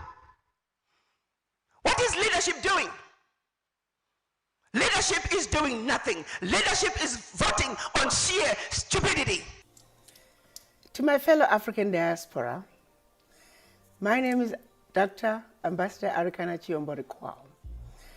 All of this past week, many of you, ADDI members and Friends of Africa, have sent me videos that were done by two YouTubers. One is called Go Black to Africa, and the other one is called Kengande. Both videos were saying defamatory things and falsehoods about myself and ADDI. I felt for the benefit of those of you who were not able to attend all the Zoom conferences that we held beginning last year, where we discussed the issue of citizenship for Burkina Faso. As most of you may know, last year, a group of us, we started with over 300 people, but only about 130 were able to make it. The others, they chickened out. They were afraid of the negative news about Burkina Faso. I knew better. Having been the AU ambassador to the United States, I traveled around Africa, and I have been to countries that we were told they were war-torn countries. So as such, I also knew that Burkina Faso was not what we were being told. So the renegades, 130 of us, we went to Burkina Faso. We spent 10 days in Burkina Faso. We drove by road from Ouagadougou to Bobo Dioulasso. All those areas that people said they were infested with terrorists, we would stop at various places and have lunch and or sometimes just to stretch our legs. Very safe trip between Ouagadougou and Bobo Dioulasso. We spent 3 days in Bobo Dioulasso. Again, back on the road, we came back and we drove back another 5 to 8 hours because we were stopping. It's generally a 5-hour journey, but because we were stopping, it took a little bit longer. Spent a few more days in Ouagadougou, had an absolute wonderful time. Many of us who were traveling They did videos. They talked about where they were in Burkina Faso and that it was a very safe place. We came back home. And after we came back home, during the trip, we had 4 of our members who had done their DNA. And their DNA said they were from Burkina Faso. They had wanted to know if they could be allowed citizenship because of their DNA. I started advocating for these 4 people to receive their citizenship. I advocated to the foreign minister. I brought the attention to any minister that I came across and let them know, and I introduced them to these 4. We were able to make sure that they were highlighted and they were also acknowledged for being Burkinabe citizens who happened to have been born in the United States as descendants of the formerly enslaved. Upon our return, about a month or so later, there was a letter that came specifically asking, as a follow-up to my request for those 4 Burkinabes, to say, if you have a list of any of your members who would like to become citizen of Burkina Faso, send us the list. We did not expect a large number because of what we had experienced when we went to Burkina. We didn't think too many people would be interested in Burkinabe citizenship. But to our surprise, we thought, well, 50 people would be more than enough. Before we know it, we got to 100. And the requests kept coming. We reached to the embassy, we said, well, the numbers are going up. They said, just send us the list, whatever number you have. In the end, the people who stood up and said they wanted to become citizens of Burkina, there were over 1,000 people. Now, that's not to say all of them were going to be able to afford the train tickets and the overall cost of going to Burkina Faso. Traveling to Africa is not cheap. The airline alone is over $1,000, depending on where you are coming from. So while we knew we had over 1,000 people, we're also very much aware that not everybody was going to be able to afford the trip, particularly the airline ticket. Be it as it may, we started mobilizing African diaspora beginning end of last year. We had Zooms where we had people from the embassy come talk to us about this decision from the president and the offer that we had been given as ADDI members. The embassy addressed us, starting with the acting ambassador, Dr. Buddha, who addressed us while he was the acting ambassador, followed by, when the new ambassador came in, His Excellency, General Kasum Kalibali. He also came after he took over and addressed us, and we talked about the citizenship program. People who had questions, they asked their questions, and so we continued to work on our plan. Initially, we didn't have a date because the government was working on a date that they felt would be most appropriate. And then eventually they gave us a date in November because there is a program on the 1st, I believe, and 2nd of November that they want us to be part of. So that's how the date was set for those the week before and the week after, time around those 3 days where the government is having its program that they wanted the diaspora to participate. Again, we continued to have Zooms. We would update the ADDI members. We would share with them the information. We would talk about Burkina Faso. And so it was. We were planning on going to Burkina Faso to get citizenship. People were expected to send in their clearance, security clearance. People were supposed to bring in their passports and all the necessary documentation that you could use if you're going to be getting citizenship. Now, there are some that never really send in their security clearance, but which is fine. That also lowered the number out of the 1,000. It lowered the number of people who were going to qualify to go to Burkina Faso.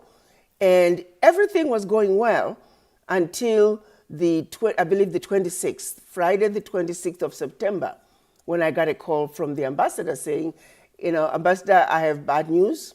The parliament met and they felt that everybody should follow the procedure that the parliament has put together that would include the ADDI. We had thought our program was always a separate one. It was not part of the process the government was going through, but Parliament voted to say everybody must follow that procedure. However, they were going to make an exception for ADDI members instead of insisting on the 5-year residence requirement in Burkina before you can qualify to apply for citizenship. They were going to allow those on the list to be given the permanent residency. And then once they can show that they have a home or they have started a business, they can also have a short pathway to getting their citizenship. But that was the decision that the parliament had made. It was kind of hard for me initially because everybody was geared up towards going for the citizenship. Even the embassy itself, they were very disappointed because they worked very hard to make this trip a possibility. And so we all got over our initial shock. But slowly as we began to process it and begin to really understand the decision that the parliament made, there is some reasoning behind taking that two-process pathway. But be it as it may, I got the call from the ambassador on a Friday. And I called a meeting with my team on Sunday. We met and I advised them of what my conversation with the ambassador. And then this decision was made that we must let those on the list know that there has been a change and it was a parliamentary decision and that it was completely out of our hands. So we called for a meeting with all the people on the list, and on Monday we had a meeting in the evening where we updated everyone about the process. People were upset, some of them were crying, and I understand fully because I also had gone through that when I got the news from the ambassador.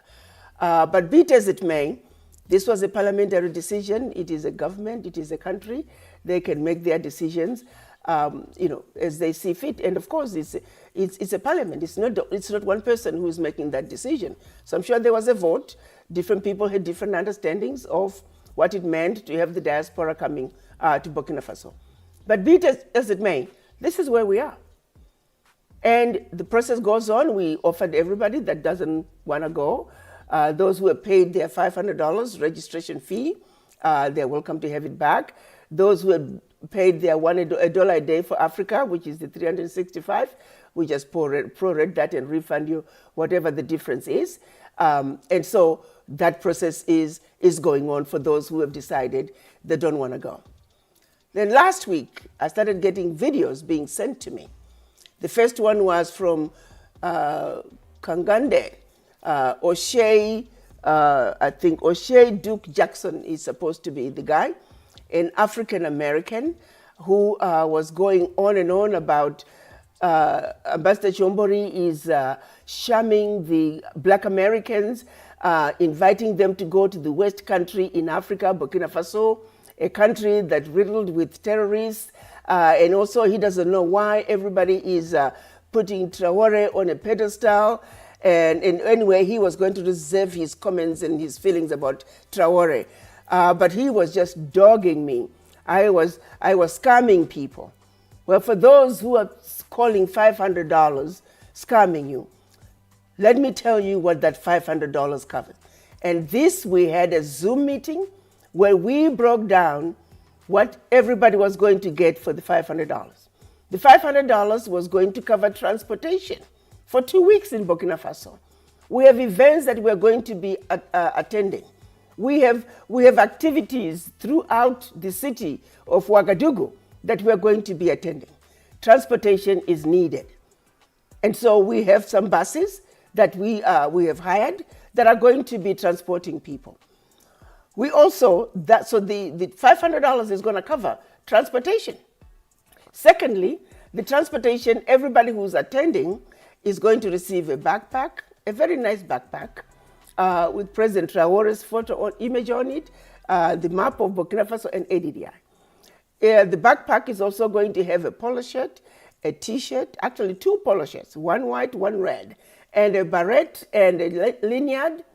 We're also going to cover 2 dinners at a price of $50 per person per dinner. That was budgeted into that 500.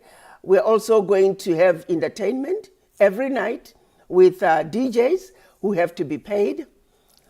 All that to be in Burkina Faso for 2 weeks and be transported and be entertained for $500. We looked into finding out how much, what is the cheapest you can get transport for in Burkina Faso. We're looking at about $500 a day if you were to rent a car. It's going to be even more if you were to use Uber to get around Burkina Faso. So for 10 days, your $500 is gone. Transport alone. If the truth be told, my team, when they calculated what it would cost to ferry people around and attend all these activities, the conference hall that we're going to be renting is costing a lot of money. We have to buy teas and coffees and water throughout the entire time that we are using the conference center. The speakers have to be paid for, transportation. It's a lot that we're doing, and that $500 is not even covering it. Initially, my team came up with 1,000. And I said, no, guys, that's too much. Let's cut it in half, but let's see if we can fundraise for the difference in order to make it affordable for more people. And now, here we have Mr. O'Shea Duke Jackson, accusing me of scamming Black Americans and also getting them to go to a country that is the worst country in Africa. A country that has a leader who has shown us what it means to stand up and defend your turf. Mr. O'Shea Jackson is calling him the worst leader and the worst country in Africa. I am not scamming anybody. Nobody is forcing anybody to go anywhere. If you don't want to go to Burkina Faso, you don't have to go to Burkina Faso. Yes, we started with citizenship, but the government, the parliament changed their mind. They're a sovereign nation. They're ruling through their parliament. The parliament made the decision, we have to abide by it. This is completely out of ADDI. So for Mr. Jackson to accuse me of scamming Black Americans by taking them home, by paving a way for them to go home. Jews go home to Israel. The Irish go home to Ireland. The Chinese go home to China. The Indians go home to India. The Europeans, they go home to Europe. Where do Black people go? These people, slaves, they were taken out of Africa against their will. Over 400 years, this wrong has not been righted. At what point are we going to anchor the children of Africa and give them a home? Let them behave just like other races. They should be anchored by where they come from. And for Black Americans, it is Africa. Let's go home. Let's go visit Africa. We're not asking you to go live there. We're simply saying there's something anchoring by knowing where you come from. That is all I'm trying to do. And if that's called scamming people, then I'm guilty as charged. But I will not stop, because the children of Africa must go home. And then comes Mr., I don't know his name, but he goes with the YouTube called Going Black to Africa. He claims he met me. I was walking to my seat in a plane coming out of Harare. He happened to have already sat down. He got up, he noticed me, he got up and he introduced himself. And he said something about wanting to interview me, and he gave my VP his card. That was the end of our conversation. But now he tells people he met with me and we had a meeting and we talked about this and we talked about that. How do we have a serious meeting when I'm walking to my seat in the plane? But be it as it may, he calls people up and wants to give people an opportunity to talk about ADDI and Ambassador Arikana Chiombo-Kwao. Well, here comes this girl who claimed to be a representative of ADDI in Burkina Faso. She simply paid $1 a day for Africa, $365 in April of this year. When and how she went to Burkina Faso, we do not know. All we know is I also had a lot of videos about her where she was yelling and screaming at somebody, apparently because she had not paid for where she was staying. And the police had to be called, and she was ordered to leave the following morning. That same woman is now claiming that she was a representative of ADDI and that she went to Burkina Faso because of ADDI, and now ADDI has ruined her life. Ow.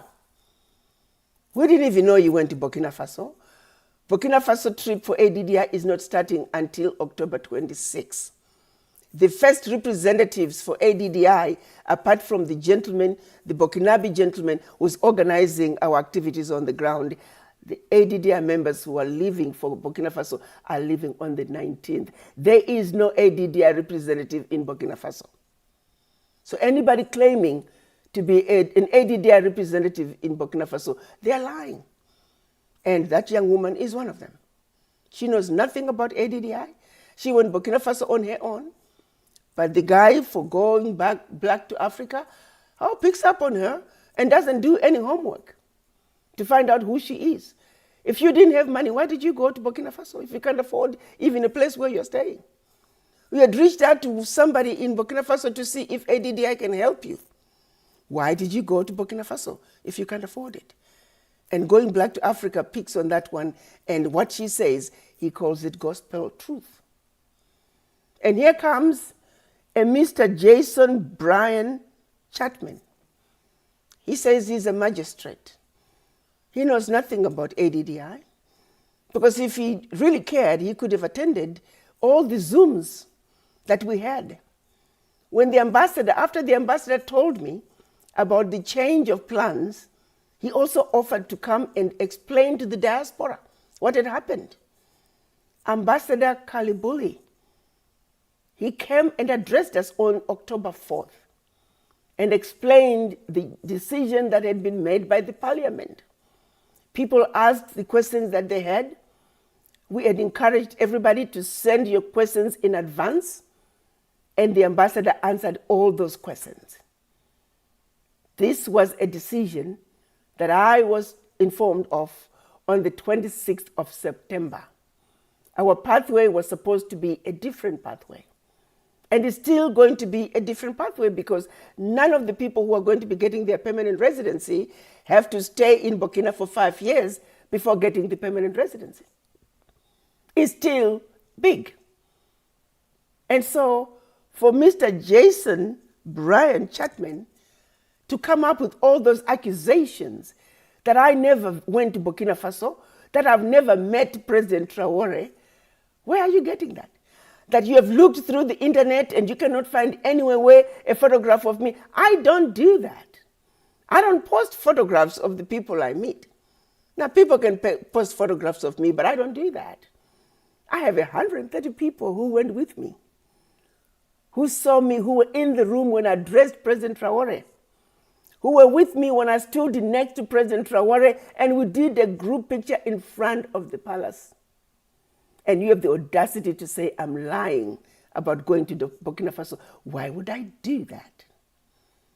Furthermore, ADDI is made up of volunteers, volunteers who have known me since I was at the AU, volunteers who understand what was done to me, volunteers who know the truth. One of the volunteers who was at the AU with me, when I was leaving, she said, Ambassador, you're not leaving me with these evil people. I've seen what they've done to you.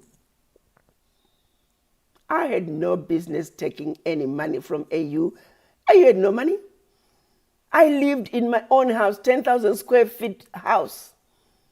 AU gave me $3,000 housing allowance. Where would you live in DC for $3,000?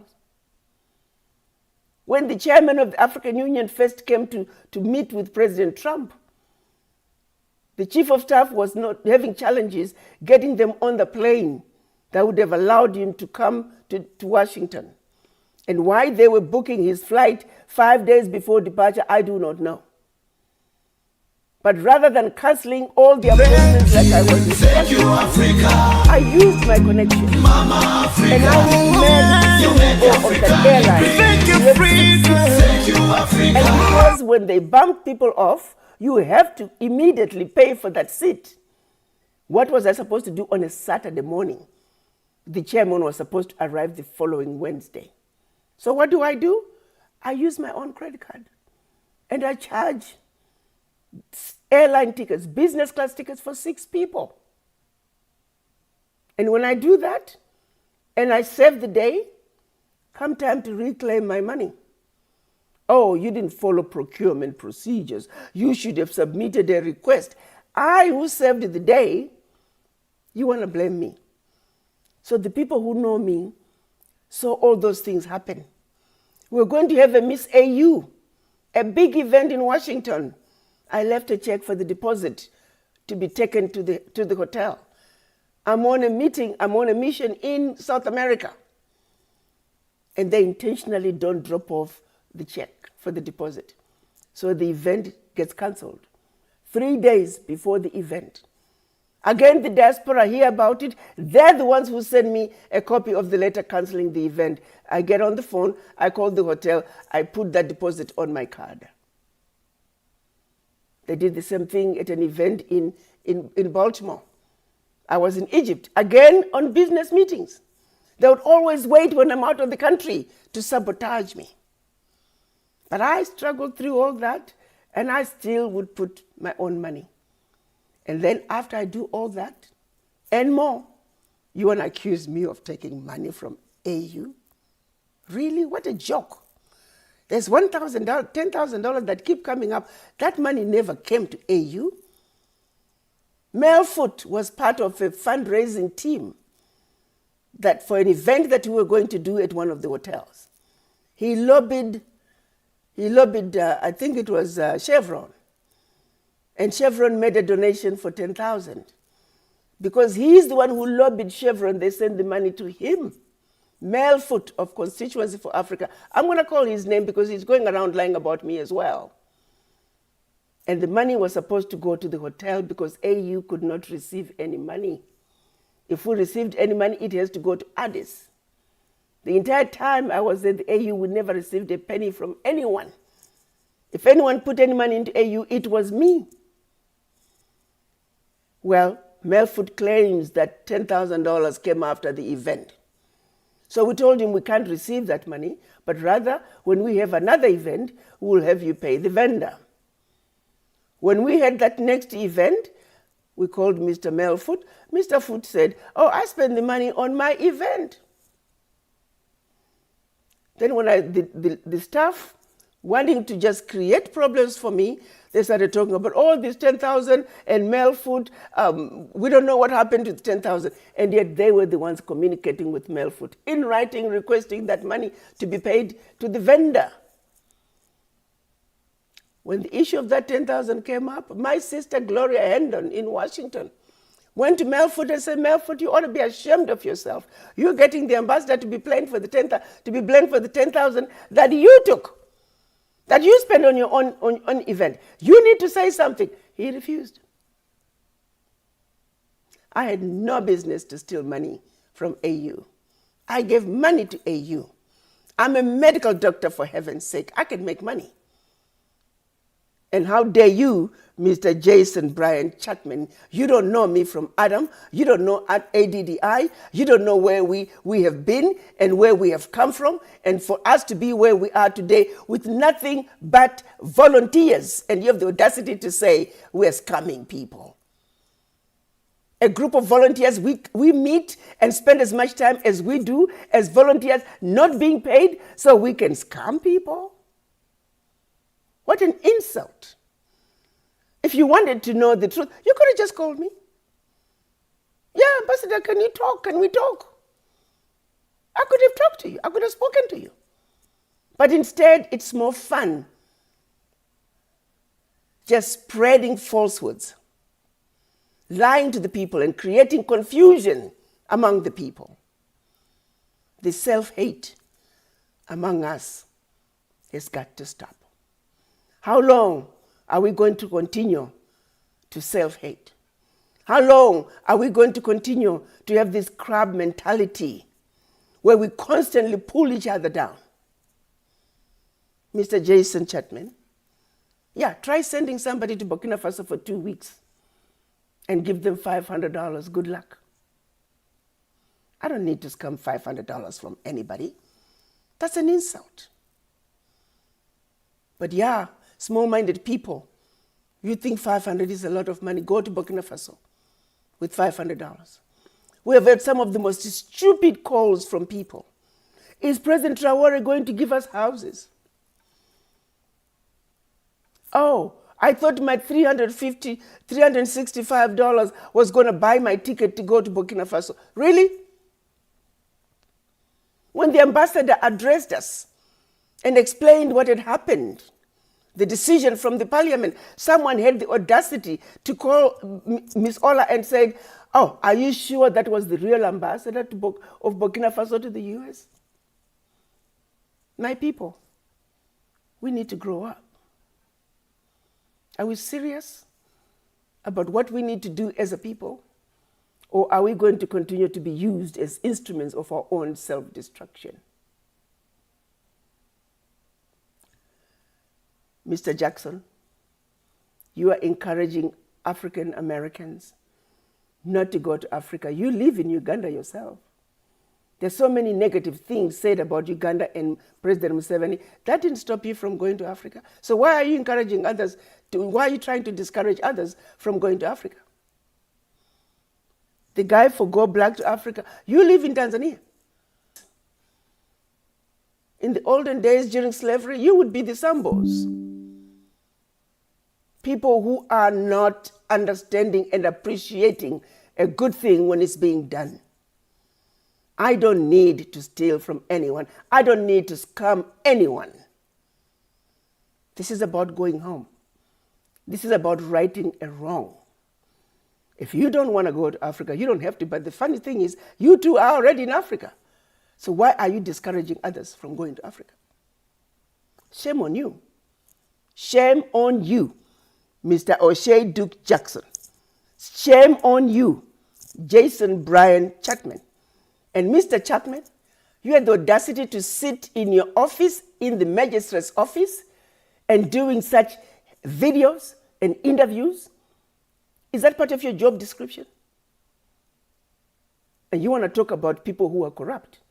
You are using taxpayers' money to spread lies from your magistrate's office, where you're supposed to be doing the people's business, and instead you are lying from that office. Shame on you too. I'm sorry for being angry. I'm sorry for being upset, because what's happening here is spreading falsehoods and discouraging people from creating the unity that we deserve. This moment is calling for unity among us as Black people. And if you don't want to be part of it, you don't have to be part of it. There will always be Sambos among us. There will always be some who are willing to be used as instruments of our own self-destruction. We ask all of you to step aside and let those who need to put the spirits of our ancestors back to rest in Africa, let them complete their journey. We're not asking people to go live in Africa. We're simply saying, recognize Africa as home. Be anchored by knowing that Africa is home and that Africa is calling you home and you are welcome. Be anchored just like the Jews are anchored in Israel. Be anchored just like the Irish are anchored in Ireland. Just like those descendants of Europe are anchored in the various European countries.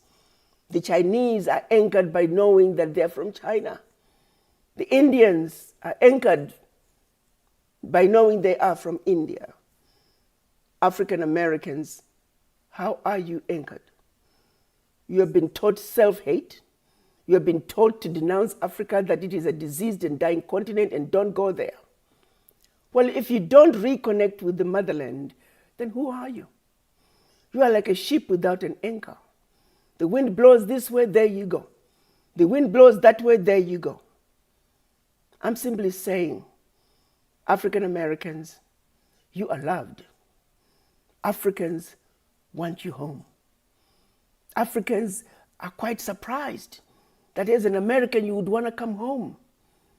They find it quite refreshing that their brothers and sisters in the Americas would like to connect with them. They too were lied to, that you don't want to come to Africa. They didn't know that you want to come home to Africa. We're simply retelling our story, correcting the lies that people have been fed. I'm here to tell you that as African Americans, as Afro-Caribbean, as Afro-Latino, you are loved by the Africans, and the Africans want you to come home. You don't have to go and live in Africa, but just connect and be proud to be an African. You are a descendant of some of the most powerful kingdoms. You are inheritors of one of the most amazing continents on earth. Embrace your roots and be anchored. Africa loves you. President Traore is saying, come home. Let's start with permanent residency. And as soon as you can establish yourself in Burkina, either by owning a home or starting a business, you can be on a shortcut pathway to citizenship. It's still a very good opportunity for you to reconnect with home. If you can't go this time, there's always going to be another time. But I can tell you, ADDI people, ADDI volunteers, we are not going to tire. We will continue to push forward. We went to Burkina Faso last year. Every one of us, we paid our own ticket. We paid our own accommodation. We paid for everything ourselves. No one funded us. Everybody funded themselves. We will continue to do that. And we will not tire. So the likes of the Going Black to Africa, the likes of Kenganda, whatever your YouTube is called, Mr. Osei Duke Jackson, the likes of Jason Brian Chapman, and that crazy woman out of Ouagadougou, Taylor Renee, Alicia Williams Fields, I don't know how you end up with 3 last names. You all can continue spreading your lies. They won't take you far. But we will continue to soldier on as volunteers of ADDI. I thank you all for taking the time to listen to me. And any of you who are interested in getting some of copies of the videos that we did since last year talking about this citizenship program, now permanent residency program, you're welcome to reach out to us, and we'll be happy to send you a copy. We'll be happy to send you a copy of the last video when the ambassador, Burkina Faso ambassador to the US, explained to you the change that had happened and answered all the questions. I don't know what else you want, but it is what it is. This is the reality. This is the truth. Now you have heard it from the horse's mouth, and if you want to continue to spread your lies, go on. But the truth will stand. And this is the truth that I just told you. Anything else that anybody is spreading out there is a damn lie. Do not listen to them. Thank you for your time, and we hope to see some of you in Ouagadougou, where we are saying all roads lead to Ouagadougou. We're going to go there to support an African leader who is doing exactly what we have wanted in an African man. Powerful, fearless, ready to lead his people and putting his people first. That is the leadership we want. And that leadership is coming out of Burkina Faso. If you're not ready to stand up and support the Sahel nations, that's okay. We understand that. But the few that get it, we're going to Burkina Faso. And we're going to accept the permanent residency. And we're going to do what we can to make sure that Burkina Faso and the Sahel nations continue to succeed like they must for the benefit of not only Africa on the continent, but also Africans outside the continent. And by Africans, I mean all people of African descent. We owe it ourselves to unite. But those who don't see it within yourself to unite, step aside and allow those who wish to unite, allow them to unite and continue the struggle till victory is ours. I thank you. Thank you, Africa. Mama Africa. Oh, yeah. You make Africa great. Thank you, Africa. Thank you, Africa. I challenged ECOWAS